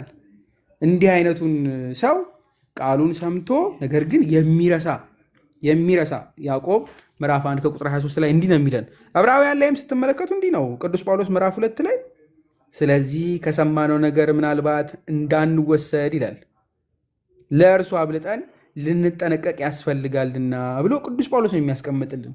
ቃሉን ሰምተው የሚረሱ በልባቸው ላይ ገና ሳይተከል ፍሬ ሳያፈራ ሴጣን የሚነጥቃቸው ብዙዎች ስለሆኑ ማለት ነው እንዳንወሰድ ነው የሚለው ቅዱስ ጳውሎስ። ከሰማነው ነገር ምናልባት እንዳንወሰድ ለእርሱ አብልጠን ልንጠነቀቅ ያስፈልጋል። ለማ ለቃሉ ልንጠነቀቅ፣ ለእግዚአብሔር ቃል ልንጠነቀቅ ይገባል። ያ ምን ስለሆነ? የህይወት ቃል ስለሆነ ልንጠነቀቅ ያስፈልጋል። ልንጠነቀቅ እንዲሁም በጭንጫ ላይ የተዘሩት እነዚህ ናቸው፣ ቃሉንም ሰምተው ወዲያው በደስታ ይቀበሉታል ብሎ ያስቀምጣል። እነዚህ ደግሞ ቃሉን ሰምተው ይቀበሉታል፣ ግን በምን ላይ የተዘሩት? በጭንጫ ላይ የተዘሩት ናቸው። በጭንጫ ላይ ይቀጥላል። ለጊዜው ነው እንጂ በእነርሱ ስር የላቸውም፣ ኋላም በቃሉ ምክንያት መከራ ወይም ስደት በሆነ ጊዜ ወዲያው ይሰናከላሉ። ወዲያው የሚሰናከሉት ቃሉን ሰምተው ግን ወዲያው በደስታ ይቀበሉታል። በደንብ ደስ ብሏቸው ተደስተው ዮሐንስ ወንጌል ምዕራፍ 5 ከቁጥር 35 ላይ እርሱ የሚነጻና የሚያበራ መብራት ነበር ይላል። ነበር እናንተ ጥቂት ዘመን በብርሃኑ ደስ ሊላችሁ ወደዳችሁ። ለምን ዘመን? ለጥቂት። እርሱ የሚያየውላቸው በደንብ ያዙ። የሚነጻና የሚያበራ መብራት ነበር። ለዘላለም የሚያበራ እርሱ ብርሃን የሆነ ጌታ ኢየሱስ ክርስቶስ እያለላቸው ግን እነሱ ጥቂት ዘመን በብርሃኑ ደስ ይላቸው የወደዱ ናቸው። እነዚህ ጥቂት በጭንጫ ላይ የተዘራ ወይም ደግሞ የተዘሩት እነዚህ ናቸው። ልኩል እንደ ቃሉ ሲነገራቸው ደስ ብለው የሚቀበሉት ማለት ነው። ለጊዜው ነው፣ በቃ ጊዜያዊ ለሆነ ነገር ብቻ ነው። ወዲያው ምን ስለሚሉ ስለሚረሱ ማለት ነው። ስራ የላቸውም። እነዚህ መደሰት ብቻ ነው። ለጥቂት ጊዜ ደስ ሊላቸው የሚወዱ ናቸው። ሕዝቅኤል ይነግረናል። በነገራችን ላይ ምዕራፍ 33 ቁጥር 31 ጀምሮ ስታነቡ ሕዝብ እንደሚመጣ ወደ አንተ ይመጣሉ። ማን እንደሚመጣ? ሕዝብ እንደሚመጣ ልክ እንደዛ ወደ እርሱ ይመጣሉ። ቃልህንም ይሰማሉ፣ ነገር ግን አያደርጉትም። ይህ የብዙ ክርስቲያኖች ነንባዮች የብዙ ሰዎች ችግር ነው። ቃሉን የሚሰሙ ሕዝብ እንደሚመጣ ወደ አንተ ይመጣሉ። ሰዎች ግር ብለው አንድ ላይ ሰዎች እንደሚመጡ መልካም ነገር በሰሙ ጊዜ ደስ እያላቸው እንደሚመጡ ሁሉ ይመጣሉ። እንመጣለን ቃልህንን መስማት እንጂ ግን አያደርጉትም። በአፋቸው ብዙ ፍቅር ይገልጣሉ ይላል። በአፍ ያለ ብቻ ፍቅር ማለት ነው። በአፍ ጌታ አምላካቸውን ስለመወደዳቸው፣ ስለ ቤተ ክርስቲያን፣ ስለ ክርስቲያኖች በሙሉ ደስተኛ ሆነው ስለ ክርስቶስ ይመሰክራሉ። በአፍ ብቻ ያለ ማለት ነው። ልባቸው ግን ስስታቸውን ትከተላለች። ይቺ ስስት ምንድነች? ስለማያደርጉት በተግባር የሉም። የተግባር ክርስትና ያልሆነ የአፍ ብቻ አፋ ብቻ ላይ የቀረ ማለት ነው። ይህ ክርስትና ሳይሆን ሾ ነው። ይህ አክተር መሆን ነው እንጂ ክርስቲያን መሆን አይደለም። በአፍ ብቻ በአፍ ምን ብቻ ፍቅርን ይገልጣሉ። ብዙዎች በአፋቸው ስለ ክርስቶስ የሚመሰክሩ አሉ አይደለም። ፍቅራቸውን የሚገልጡ ብዙዎች የሉ። ብዙዎች ሶሻል ሚዲያ ላይ ስታየው ፍቅራቸው ልዩ የሆነ በቃ ለክርስቶስ ያላቸው ፍቅር እንደው የተለየባቸው ብዙ የሚያዝኑ እንደው ሰው ሲመለከቱ ለብዙ ሰው ደስታ ደስ የሚላቸው የሚመስሏችሁ ልባቸው ግን ስስታቸውን ትከተላለች ተብሏል። እነዚህ ምን ስለሆኑ? ስለማያደርጉት፣ የሐቅ ስላልሆነ፣ የተግባር ክርስቲያኖች ስላልሆኑ ማለት ነው። የተግባር ክርስቲያኖች ስላልሆኑ እነሆ አንተ መልካም ድምፅ እንዳለው እንደሚወደድ መዝሙር ማለፊያም አድርጎ በገና እንደሚጫወት ሰው ሆነህላቸዋል። ቃልህንም ይሰማሉ፣ ነገር ግን አያደርጉትም። መልካም ድምፅ ግን ሆነህላቸዋል። መምህር ወይ ይላሉ፣ ያዳምጣሉ፣ ትምህርቱን ወደነዋል ይላሉ። አቤት አቤት አቤት መምህር፣ አቤት ከሌ፣ አቤት እየተባለ ግሩም ምንል ብዙዎች አለን። በአውደ ምሕረት ላይ እንማራለን፣ ሶሻል ሚዲያ ላይ እንማራለን፣ ከጓደኞቻችን እንማራለን፣ ከብዙ ነገር እንማራለን። ግሩም መዝሙር እንደሚወደድ መዝሙር ነው የሚለው።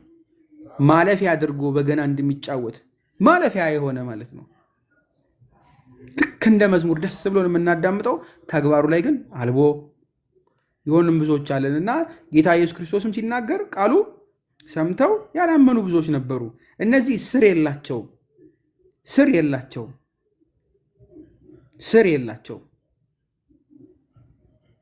አያደርጉትም። ቃልን ይሰማሉ ግን አያደርጉትም። ቆላሲያስ መልእክቱ ቅዱስ ጳውሎስ ምዕራፍ 2 ከቁጥር 6 ጀምሮ ስትመለከቱ እንግዲህ ጌታን ክርስቶስ ኢየሱስን እንደተቀበላችሁት በእርሱ ተመላለሱ፣ ስር ሰዳችሁ በእርሱ ተነዱ፣ እንደተማራችሁትም በሃይማኖት ጽኑ፣ ምስጋናም ይብዛላችሁ ብሎ ቅዱስ ጳውሎስ ያስቀምጣል። ጌታን ክርስቶስን ኢየሱስን እንደተቀበላችሁት በእርሱ ተመላለሱ። የተቀበለ ሊመላለስ የግድ ስለሆነ ማለት ነው። ዘር ከተተከለ በኋላ ፍሬ ሊያፈራ ግድ ነው። ስር መስደድ አለበት። ስር ሰዳችሁ በእርሱ ታነጹ ነው የሚለው። መታነጽ አለባቸው። ስር ከሌለው አይሆንም። መጀመሪያ ምንድን ነው? ዘር ይዘራል አይደለም? ስር ሳያፈራ ነው ወደም ሳያወጣ ነው ወደ ላይ ቅጠል የሚያወጣው አይደለም። ስሩ ይቀድማል። ስር መስደድ አለበት። ከዛ በእሱ ላይ ምንድነው ይዞ ወደ ላይ ይወጣል ማለት ነው። እንደዛ ሁኑ ይላል ቃሉ። በልቦቻችን ላይ አርፎ ስራ እንድንሰራበት እንድናድግበት የሚወሰድብን ሳይሆን የምንሰራበት እንዲሆን ነው የሚፈለገውና የምንሰራበት። ስለዚህ እንዲህ ይለናል። በነገራችን ላይ መዝሙረኛው ዳዊት ማለት ነው። መዝሙረ ዳዊት ምዕራፍ 1 ስትከፍቱ ከቁጥር 2 መጨረሻ ላይ ጀምሮ እንዲዩት ሕጉንም በቀንና በሌሊት ያስባል ተብሎ የተነግሮለታል አይደለ? የእግዚአብሔርን ቃል የሚሰማ እርሱ ምን ያደርጋል? ሕጉንም በቀንና በሌሊት ያስባል። እንደዛ ግን ካለ በኋላ አያቆምም። እርሱም በውሃ ፈሳሾች ዳር እንደተተከለች ፍሬዋን በየጊዜዋ እንደምትሰጥ ቅጠሏም እንደማይረግፍ ዛፍ ይሆናል፣ የሚሰራውም ሁሉ ይከናወንለታል ብሎ ነው የሚያስቀምጥ። ስለዚህ ይህ ዘር ይዘራል፣ በልባችን ላይ ያርፋል። ስር መስደድም አለበት። ስር ይሰዳል፣ ስር ያወጣል። በደንብ ያዙ። በእርሱ ላይ እንዲታነጽ እንደዚህ ስር እንዲሰድ በእርሱ ላይም ደግሞ እንዲታነጽ ደግሞ ምን መሆን አለበት? የእግዚአብሔር ቃል የሆነ እርሱ መንፈሱ ግዴታ ሊሆንበት ሕያው የሆነ ጌታ አምላክ ያስፈልገዋል። በደንብ ያዙልኝ። እርሱ ደግሞ በምን ተመስሏል? በውሃ ፈሳሾች ማለት ነው። በውሃ ፈሳሾች ዳር እንደተተከለች ይላል ማለት ነው። ከእግዚአብሔር ያራቀ ከመንፈሱ ያረቀ ከእውነተኛ ሕይወት ከሆነው ከጌታ ከአምላካችን ከጌታ ከክርስቶስ እንዲሁም ከመንፈስ ቅዱስ ያልተለየ ማለት ነው መሆን አለበት፣ ፍሬ እንዲያፈራ ማለት ነው። በእርሱ ውሃነት በእርሱ ፈሳሽነት ስር አጠገብ ሆኖ የተተከለ ማንም ቃሉን ሰምቶ የተተከለ ማንም ፍሬን ያፈራል። ፍሬዋን በየጊዜ እንደምትሰጥ ማለት ነው። አንድ አፍርቶ የሚቀር አይደለም፣ ሁልጊዜም የሚያፈራ ቅጠሏም እንደማይረግፍ ዛፍ ነው የሚሆነው። ሕያው የሆነች ዛፍ ነች። በምን ላይ ተተክላለችና? በቃሉ ላይ ተተክሏልና ማለት ነው። ይህ ችግር ሲመጣ ይናወጻል? አይናወጽም። ዮሐንስ ወንጌል ምዕራፍ 16 ከቁጥር 33 ላይ ስታዩ በእኔ ሳላችሁ ሰላም እንዲሆንላችሁ ይህን ተናግሬያችኋለሁ። በዓለም ሳላችሁ መከራ አለባችሁ፣ ነገር ግን አይዟችሁ እኔ ዓለምን አሸንፌዋለሁ ያለን ጌታ ኢየሱስ ክርስቶስ አለልን። ፍሬ ልናፈራ በምንሞክርበት ሰዓት፣ ስራ ልንሰራ በምንሞክር ሰዓት፣ ወደ ጌታ ሁል ጊዜ እግራችን በሚገሰግዝ ሰዓት፣ ወደ ቤተ ክርስቲያን ባለን ሰዓት፣ መልካም ልንሰራ ባለን ሰዓት ይህ ቅድም እንደ የሚያገሳ አንበሳ ተነግሮ የተነበረው ሴጣን ሊያስተን የነበረ ሴጣንን ድል እንድነሳው ጌታ ኢየሱስ ክርስቶስ ያግዘናል። እኛ መመለስ፣ መሸነፍ፣ እርሱን ምን ማድረግ ከጎን ማድረግ ማለት ነው። ሁላችንም ከቤተ ክርስቲያን አለማራቅ፣ ሁላችንም ከንስሐ አለመራቅ፣ ሁላችንም ከስጋው ደግሞ አለመራቅ፣ በውሃ ፈሳሾች ዳር እንደተተከለች እንደዛ ዘር መሆን ያለብን። እኔ ዓለምን አሸንፌዋለሁ አለ ጌታ፣ ከእኛ ጋር ይሆናልና ማለት ነው። ቅዱስ ጳውሎስ ሁለተኛ ጢሞቴዎስ ምዕራፍ 3 ቁጥር 12 ላይ በእውነትም በክርስቶስ ኢየሱስ እግዚአብሔርን እየመሰሉ ይኖሩ የሚወዱ ሁሉ ይሰደዳሉ ነው የሚለው። ይሰደዳሉ። ስለዚህ መጠበቅ አለብን ማለት ነው። እርሱን ለእኛ ካደረግን መሰደዳችን አይቀርም። ነገር ግን እስከ መጨረሻው ድረስ ላይለየን ቃል የገባ አምላክ አለንና የማቴዎስ ወንጌል ምዕራፍ 24 ከቁጥር 13 ስትመለከቱ እስከ መጨረሻ የሚጸና ግን እርሱ ይድናል አይደል የተባለ።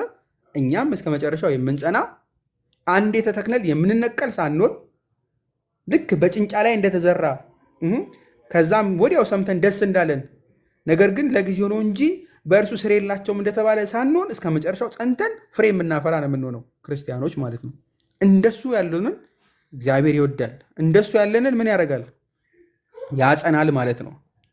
በእሾህም የተዘሩት ሌሎች ናቸው፣ ቃሉን የሰሙት እነዚህ ናቸው ብሎ ያስቀምጣል። በእሾህም ምን ያሉት?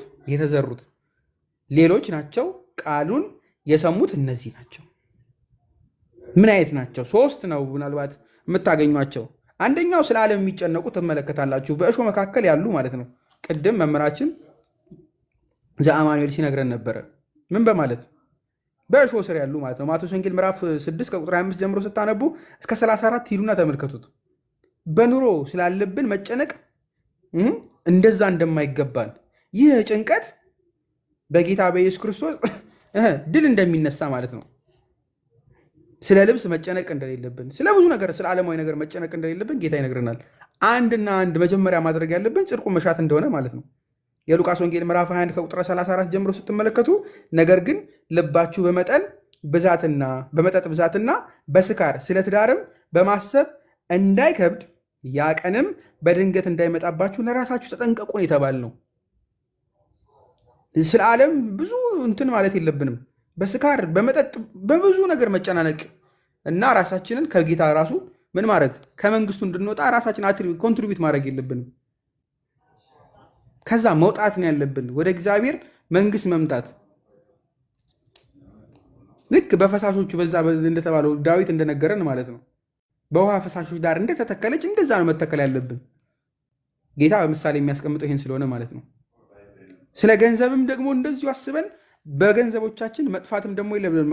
አንድና አንድ ከመንግስቱ እንድንወጣ ትልቅ እሾህ የሚሆንብን ደንቃራ የሚሆንብን ገንዘብን መውደድ ነው። ማቴዎስ ወንጌል ምዕራፍ 19 ስትመለከቱ ከቁጥር 23 ጀምሮ ኢየሱስም ለደቀ መዛሙርቱ እውነት እውነት እላችኋለሁ ለባለጠጋ ወደ መንግስተ ሰማያት መግባት ጭንቅ ነው፣ ዳግመኛም እላችኋለሁ ባለጠጋ ወደ እግዚአብሔር መንግስት ከሚገባ ገመድ በመርፌ ቀዳዳ ቢገባ ይቀላል ብሎ ጌታ ኢየሱስ ክርስቶስ ያስቀምጥልናል። ስለዚህ ሀብትን ወደን ጌታ ኢየሱስ ክርስቶስን ደግሞ የለም ከሁለቱ አንዱ። ምክንያቱም ለሁለት ጌታ መገዛት ስለማንችል ማለት ነው።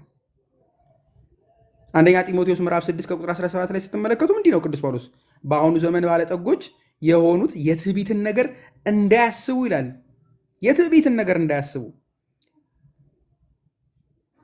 እንዲለን በደንብ ያዙ። ደስም እንዲለን ሁሉን አትርፎ በሚሰጠን በሕያው እግዚአብሔር እንጂ በሚያልፍ ባለጠግነት ተስፋ እንዳያደርጉ አዘዛቸው። ስለ ገንዘብ ብዙ ተጨነቀን ከጌታ መንግስት መውጣት የለብንም። ስለ ዓለምም እንደዛው ስለ ብዙ ነገር ዮሐንስ ይነግረናል። ዝርዝሩ እንደው ብዙ የማያደርገውም አንደኛ ዮሐንስ ምዕራፍ 2 ስትመለከት ቁጥር 15 ጀምሮ ዓለምን ወይም በዓለም ያሉትን አትውደዱ ብሎ ዝክት ያደርገዋል። ለምን የሚለውን ያብራራልናል። ቁጥር 17 ላይ ስትሄዱ በዓለም ያለው ሁሉ እርሱ የሥጋ ምኞትና የዓይን አምሮት ስለ ገንዘብ መመካት ከዓለም ስለሆነ እንጂ ከአባት ስላልሆነ ይላል። ከአባት ስላልሆነ ብሎ የሚያስቀምጥ ጌታ አምላካችን እርሱን ነው። አምላካችን አባታችን ነው። ከእርሱ ስላልሆነ ማንም ዓለምን ቢወድ የአባት ፍቅር በእርሱ ውስጥ የለም። ዓለምን የምትወዱ ከሆነ ዝሙትን የሚወድ ሰው ካለ ግልሙትና የሚመቸው ካለ ገንዘብ ላይ ብቻ ብሎ ሰውን ሳይሆን ገንዘብን የሚወድ ካለ ይህ ምን የለውም የአባት ፍቅር በእርሱ ውስጥ የለም ነው የሚል።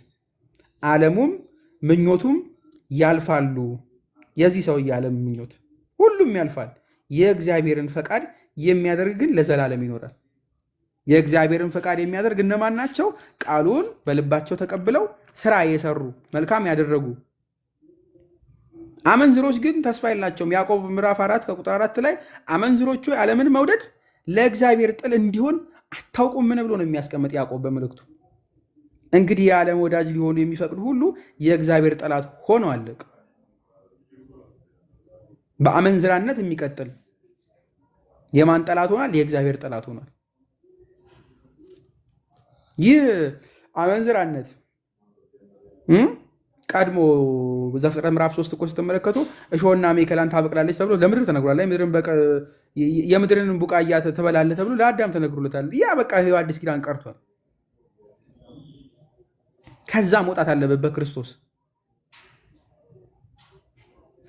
ገንዘብንም ወዶ ክርስቶስንም ወዶ ስለማይሆን ማቴዎስ ምዕራፍ 6 ከቁጥር 24 ላይ ለሁለት ጌቶች መገዛት የሚቻለው ማንም የለም፣ ወይም አንዱን ይጠላል ሁለተኛውንም ይወዳል፣ ወይም ወደ አንዱ ይጠጋል ሁለተኛውም ይንቃል። ለእግዚአብሔርና ለገንዘብ መገዛት አትችሉም ብሎ ነው የሚያስቀምጥ። አትችሉም። ጌታችንን መምረጥ አለብን። የእኛ ጌታ ክርስቶስ ነው ወይንስ የእኛ ጌታ ማን ነው? ገንዘብ። የእኛ ጌታ አምላካችን ክርስቶስ ነው ወይንስ ሴጣን? የዓለም ጌታ የተባለው ወይንስ ክርስቶስ? ቁጥር 20 ላይ ስትመለከቱ በመልካምም መሬት የተዘሩት ቃሉን ሰምተው የሚቀበሉት አንዱም 30 አንዱም 60 አንዱም 100 ፍሬ የሚያፈሩት እነዚህ ናቸው ብሎ ያስቀምጣል። በመልካም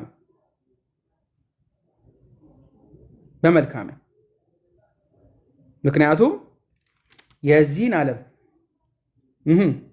ሀሳብና የባለጠግነት ማታለል የሌላውን ነገር ምኞት ገብተው ቃሉን ይንቃሉ የማያፈራም ይሆናል ብሎ የተነገረላቸው እነዚህ በሀብት ላይ ያሉት ናቸው። ሀብትና ሀብት ላይ በቃ መልካምን ግን የሚያደርጉት በመልካም መሬት ላይ የተዘሩትን ቃሉን ሰምተው የሚቀበሉትም እንዲሁ 30 ፍሬው ይለያያልና እንደ ቅድስናችን እንደ ደረጃችን እንዳደረግነው ነገር እንደተሰጠነው ነገር እንደተገዛ መጠን ስለሚለያይ ማለት ነው። እነዚህ ምን አይነት ናቸው ከተባለ መልካም ፍሬ ለማፍራት አንደኛ መስማት አለባቸው። ብርሃነ ዓለም ቅዱስ ጳውሎስ ሮሜ መልእክቱ ምዕራፍ 10 ላይ ከቁጥር 17 እንግዲያስ እምነት ከመስማት ነው ይለናል አይደለ? መስማትም በእግዚአብሔር ቃል ነው ብሎ ነው የሚያስቀምጥ። እንዲህ የሚሰሙ አሉ፣ በእምነት የሚሰሙ የእግዚአብሔርን ቃል። መስማት ብቻ ነው አይደለም፣ መቀበል አለባቸው። ያዕቆብ መልእክቱ ላይ ምዕራፍ 1 ከቁጥር 21 ስትመለከቱ ስለዚህ እርኩሰትን ሁሉ የክፋትንም ትርፍ አስወግዳችሁ ካለ በኋላ ነፍሳችሁን ማዳን የሚችለውን በውስጣችሁም የተተከለውን ቃል በየዋህነት ተቀበሉ ይላል። በየዋህነት ተቀበሉ። ቃሉን መስማት ብቻ ሳይሆን መቀበል ብቻ ነው ወይ? ዮሐንስ ይነግረናል ምዕራፍ 15 ከቁጥር 5 ላይ እኔ የወይን ግንድ ነኝ፣ እናንተም ቅርንጫፎች ናችሁ። ያለ እኔ ምንም ልታደርጉ አትችሉም። በእኔ የሚኖር እኔም በእርሱ እርሱ ብዙ ፍሬ ያፈራል። ቅድም ብለናል። መዝሙረ ዳዊት ላይ ሲያስቀምጥ ምዕራፍ 1 ከቁጥር 3 ላይ በምን ላይ በውሃ ፈሳሾች ዳር እንደተተከለች ብሏል አይደለም? ይህ በጌታ ቃል አምነው ተቀብለው ምንም ያደርጉ የሚሰሩ ናቸው። እንደዚህ እንዲሰሩ የሚያደርጋቸው ማን ነው? በቤተ ክርስቲያን ስለተተከሉ፣ ስጋው ደግሞ ስለሚቀበሉ፣ ንስሐ ስለሚገቡ፣ መንፈስ ቅዱስ ስለሚያግዛቸው ማለት ነው። እነዚህን የሚያደርጉ ቃሉን ተቀብለው ደግሞ የሚያደርጉት ምን ያደርጋሉ? ፍሬ ያፈራሉ። በእኔ የሚኖር እኔም በእርሱ ብሎ ስለተነገረን ጌታ ኢየሱስ ክርስቶስ ማለት ነው። እርሱ ብዙ ፍሬ ያፈራል። ጌታ በእነርሱ በልባቸው የሚኖር ሰዎች ምን ያደርጋሉ? ፍሬ ያፈራሉ። እሱ ምን ስለሆነ? እኔ የወይን ግንድ ነኝ ስላለ ማለት ነው። እናንተም ቅርንጫፎች ናቸው። ከጌታ ከአምላካችን ከእውነተኛው የወይን ግንድ ጋር የተጣበቅን እኛ ስለ እውነተኛው ስለ ክርስቶስ የምንመሰክረው የምንታየው፣ በደንብ ያዙልኝ፣ እውነተኛውን የወይን ግንድ የያዝን ብቻ ነን ፍሬ የምናፈረው የሚያፈሩት። ቅርንጫፉ ከግንዱ የተተከለ ማለት ነው። እውነተኛ ሕይወት ያለበት የወይን ግንድ ስለሆነ እሱ ማለት ነው። አለበለዛ ምን ስለሆነ? ግንዱ የሌለው ቅርንጫፍ ይሆናል፣ ይደርቃል፣ ምን ይሆናል? ወደ እሳት ይጣላል ማለት ነው። ፍሬ ግድ ነው። ገላትያ ምዕራፍ 5 ከቁጥር 22 ላይ የመንፈስ ፍሬ ግን ፍቅር፣ ደስታ፣ ሰላም፣ ትዕግስት፣ ቸርነት፣ በጎነት፣ እምነት፣ የዋሃት፣ የራስን መግዛት እንደዚህ ያሉትን የሚከለክል ሕግ የለም ብሎ ከሚያስቀምጣቸው መካከል እነዚህ ናቸው የመንፈስ ፍሬዎች። ቃሉን ተቀብለው የእግዚአብሔርን ቃል ሰምተው ተቀብለው የሚያደርጉት በምን ይታወቃሉ? ፍቅር አላቸው፣ ደስታ፣ ሰላም፣ ትዕግስት፣ ቸርነትን ያደርጋሉ። ቆላስይስ መልእክቱ ምዕራፍ 1 ከቁጥር 10 ላይ ቅዱስ ጳውሎስ በበጎ ስራ ሁሉ ፍሬ እያፈራችሁ በእግዚአብሔር እውቀት እያደረጋችሁ ወይ ደግሞ እያደጋችሁ ብሎ ይነግረናል አይደለ? ማደግ አለብን። የተተከለ ዘር ስር ብቻ መውጣት አይደለም። በዛ በፈሳሹ ተብሎ በመንፈስ ቅዱስ አጠገብ እዛው በቤተ ክርስቲያን ብቻ አይደለም መተከል ያለበት። ከዛም ደግሞ ምን ማለት አለበት? ፍሬ ማፍራት አለበት። ይህ ፍሬ ምንድን ነው? በደንብ እያደገ ነው መሄድ ያለበት ፍሬ። አንድ ፍሬ ሳይሆን ሁሌ ስለሆነ የሚያፈራው ማለት ነው። ደረጃ አለው። አዎ 30፣ 60፣ 100 ተብሎ ተነግሯል። ልክ ለይስሐቅ ለምሳሌ ተነገረዋል አይደለ? ዘፍጥረት ምዕራፍ 26 ከቁጥር 12 ላይ ይስሐቅም በዚያች ምድር ዘርን ዘራ፣ በዚያች ዓመትም 100 እጥፍ አገኘ ተብሎ ተነግሯል አይደለ? ዘር እንኳን 100 እጥፍ ይገኛል። ጌታ ይሄን ነው እየጠቀሰ ያለው 30፣ 60፣ 100 የሚለውን ማለት ነው። ሁሉም እንደሚያፈራው ነው የሚገኘው። ለዛ ነው ቅዱስ ጳውሎስ ሁለተኛ ቆሮንቶስ መልእክቱ ላይ ምዕራፍ 9 ቁጥር 6 ላይ ይህንንም እላለሁ በጥቂት የሚዘራ በጥቂት ደግሞ ያጭዳል፣ በበረከትም የሚዘራ በበረከት ደግሞ ያጭዳል ብሎ ያስቀምጣል። ስለዚህ በጥቂት የዘራ 30፣ በብዙ የዘራ ደግሞ 100 ብሎ ያስቀምጥልናል ማለት ነው። ያስቀምጥልናል። ስለዚህ ስራ ልንሰራ ግድ ነው። መልካም ፍሬ ልናፈራ ግድ ነው። ለምን? በእኛ ያለው ሕይወት የሆነው ክርስቶስ እሱ ስለሆነ ማለት ነው። የማቴዎስ ወንጌል ምዕራፍ 7ን ስትመለከቱ 17 በዚህ ያበቃለሁ፣ እንዲሁ መልካም ዛፍ ሁሉ መልካም ፍሬ ያደርጋል፣ ክፉም ዛፍ ክፉ ፍሬ ያደርጋል ብሎ ነው የሚያስቀምጥ። ስለዚህ እኛ ከመልካሙ ዛፍ ከወይን እንግዲህ ከተባለ እውነተኛ ወንግድ ኢየሱስ ክርስቶስ ከእርሱ የተጋጠምን ፍሬ ልናፈራ ግድ ነው። ለምን? መልካም ዛፍ ግዴታ ፍሬ ማፍራት ስላለበት ማለት ነው። ያፈራልም። ስለዚህ ቃሉን ሰምተን ልናደርግ መስማት ብቻ አይደለም፣ በደንብ ልናደርገው።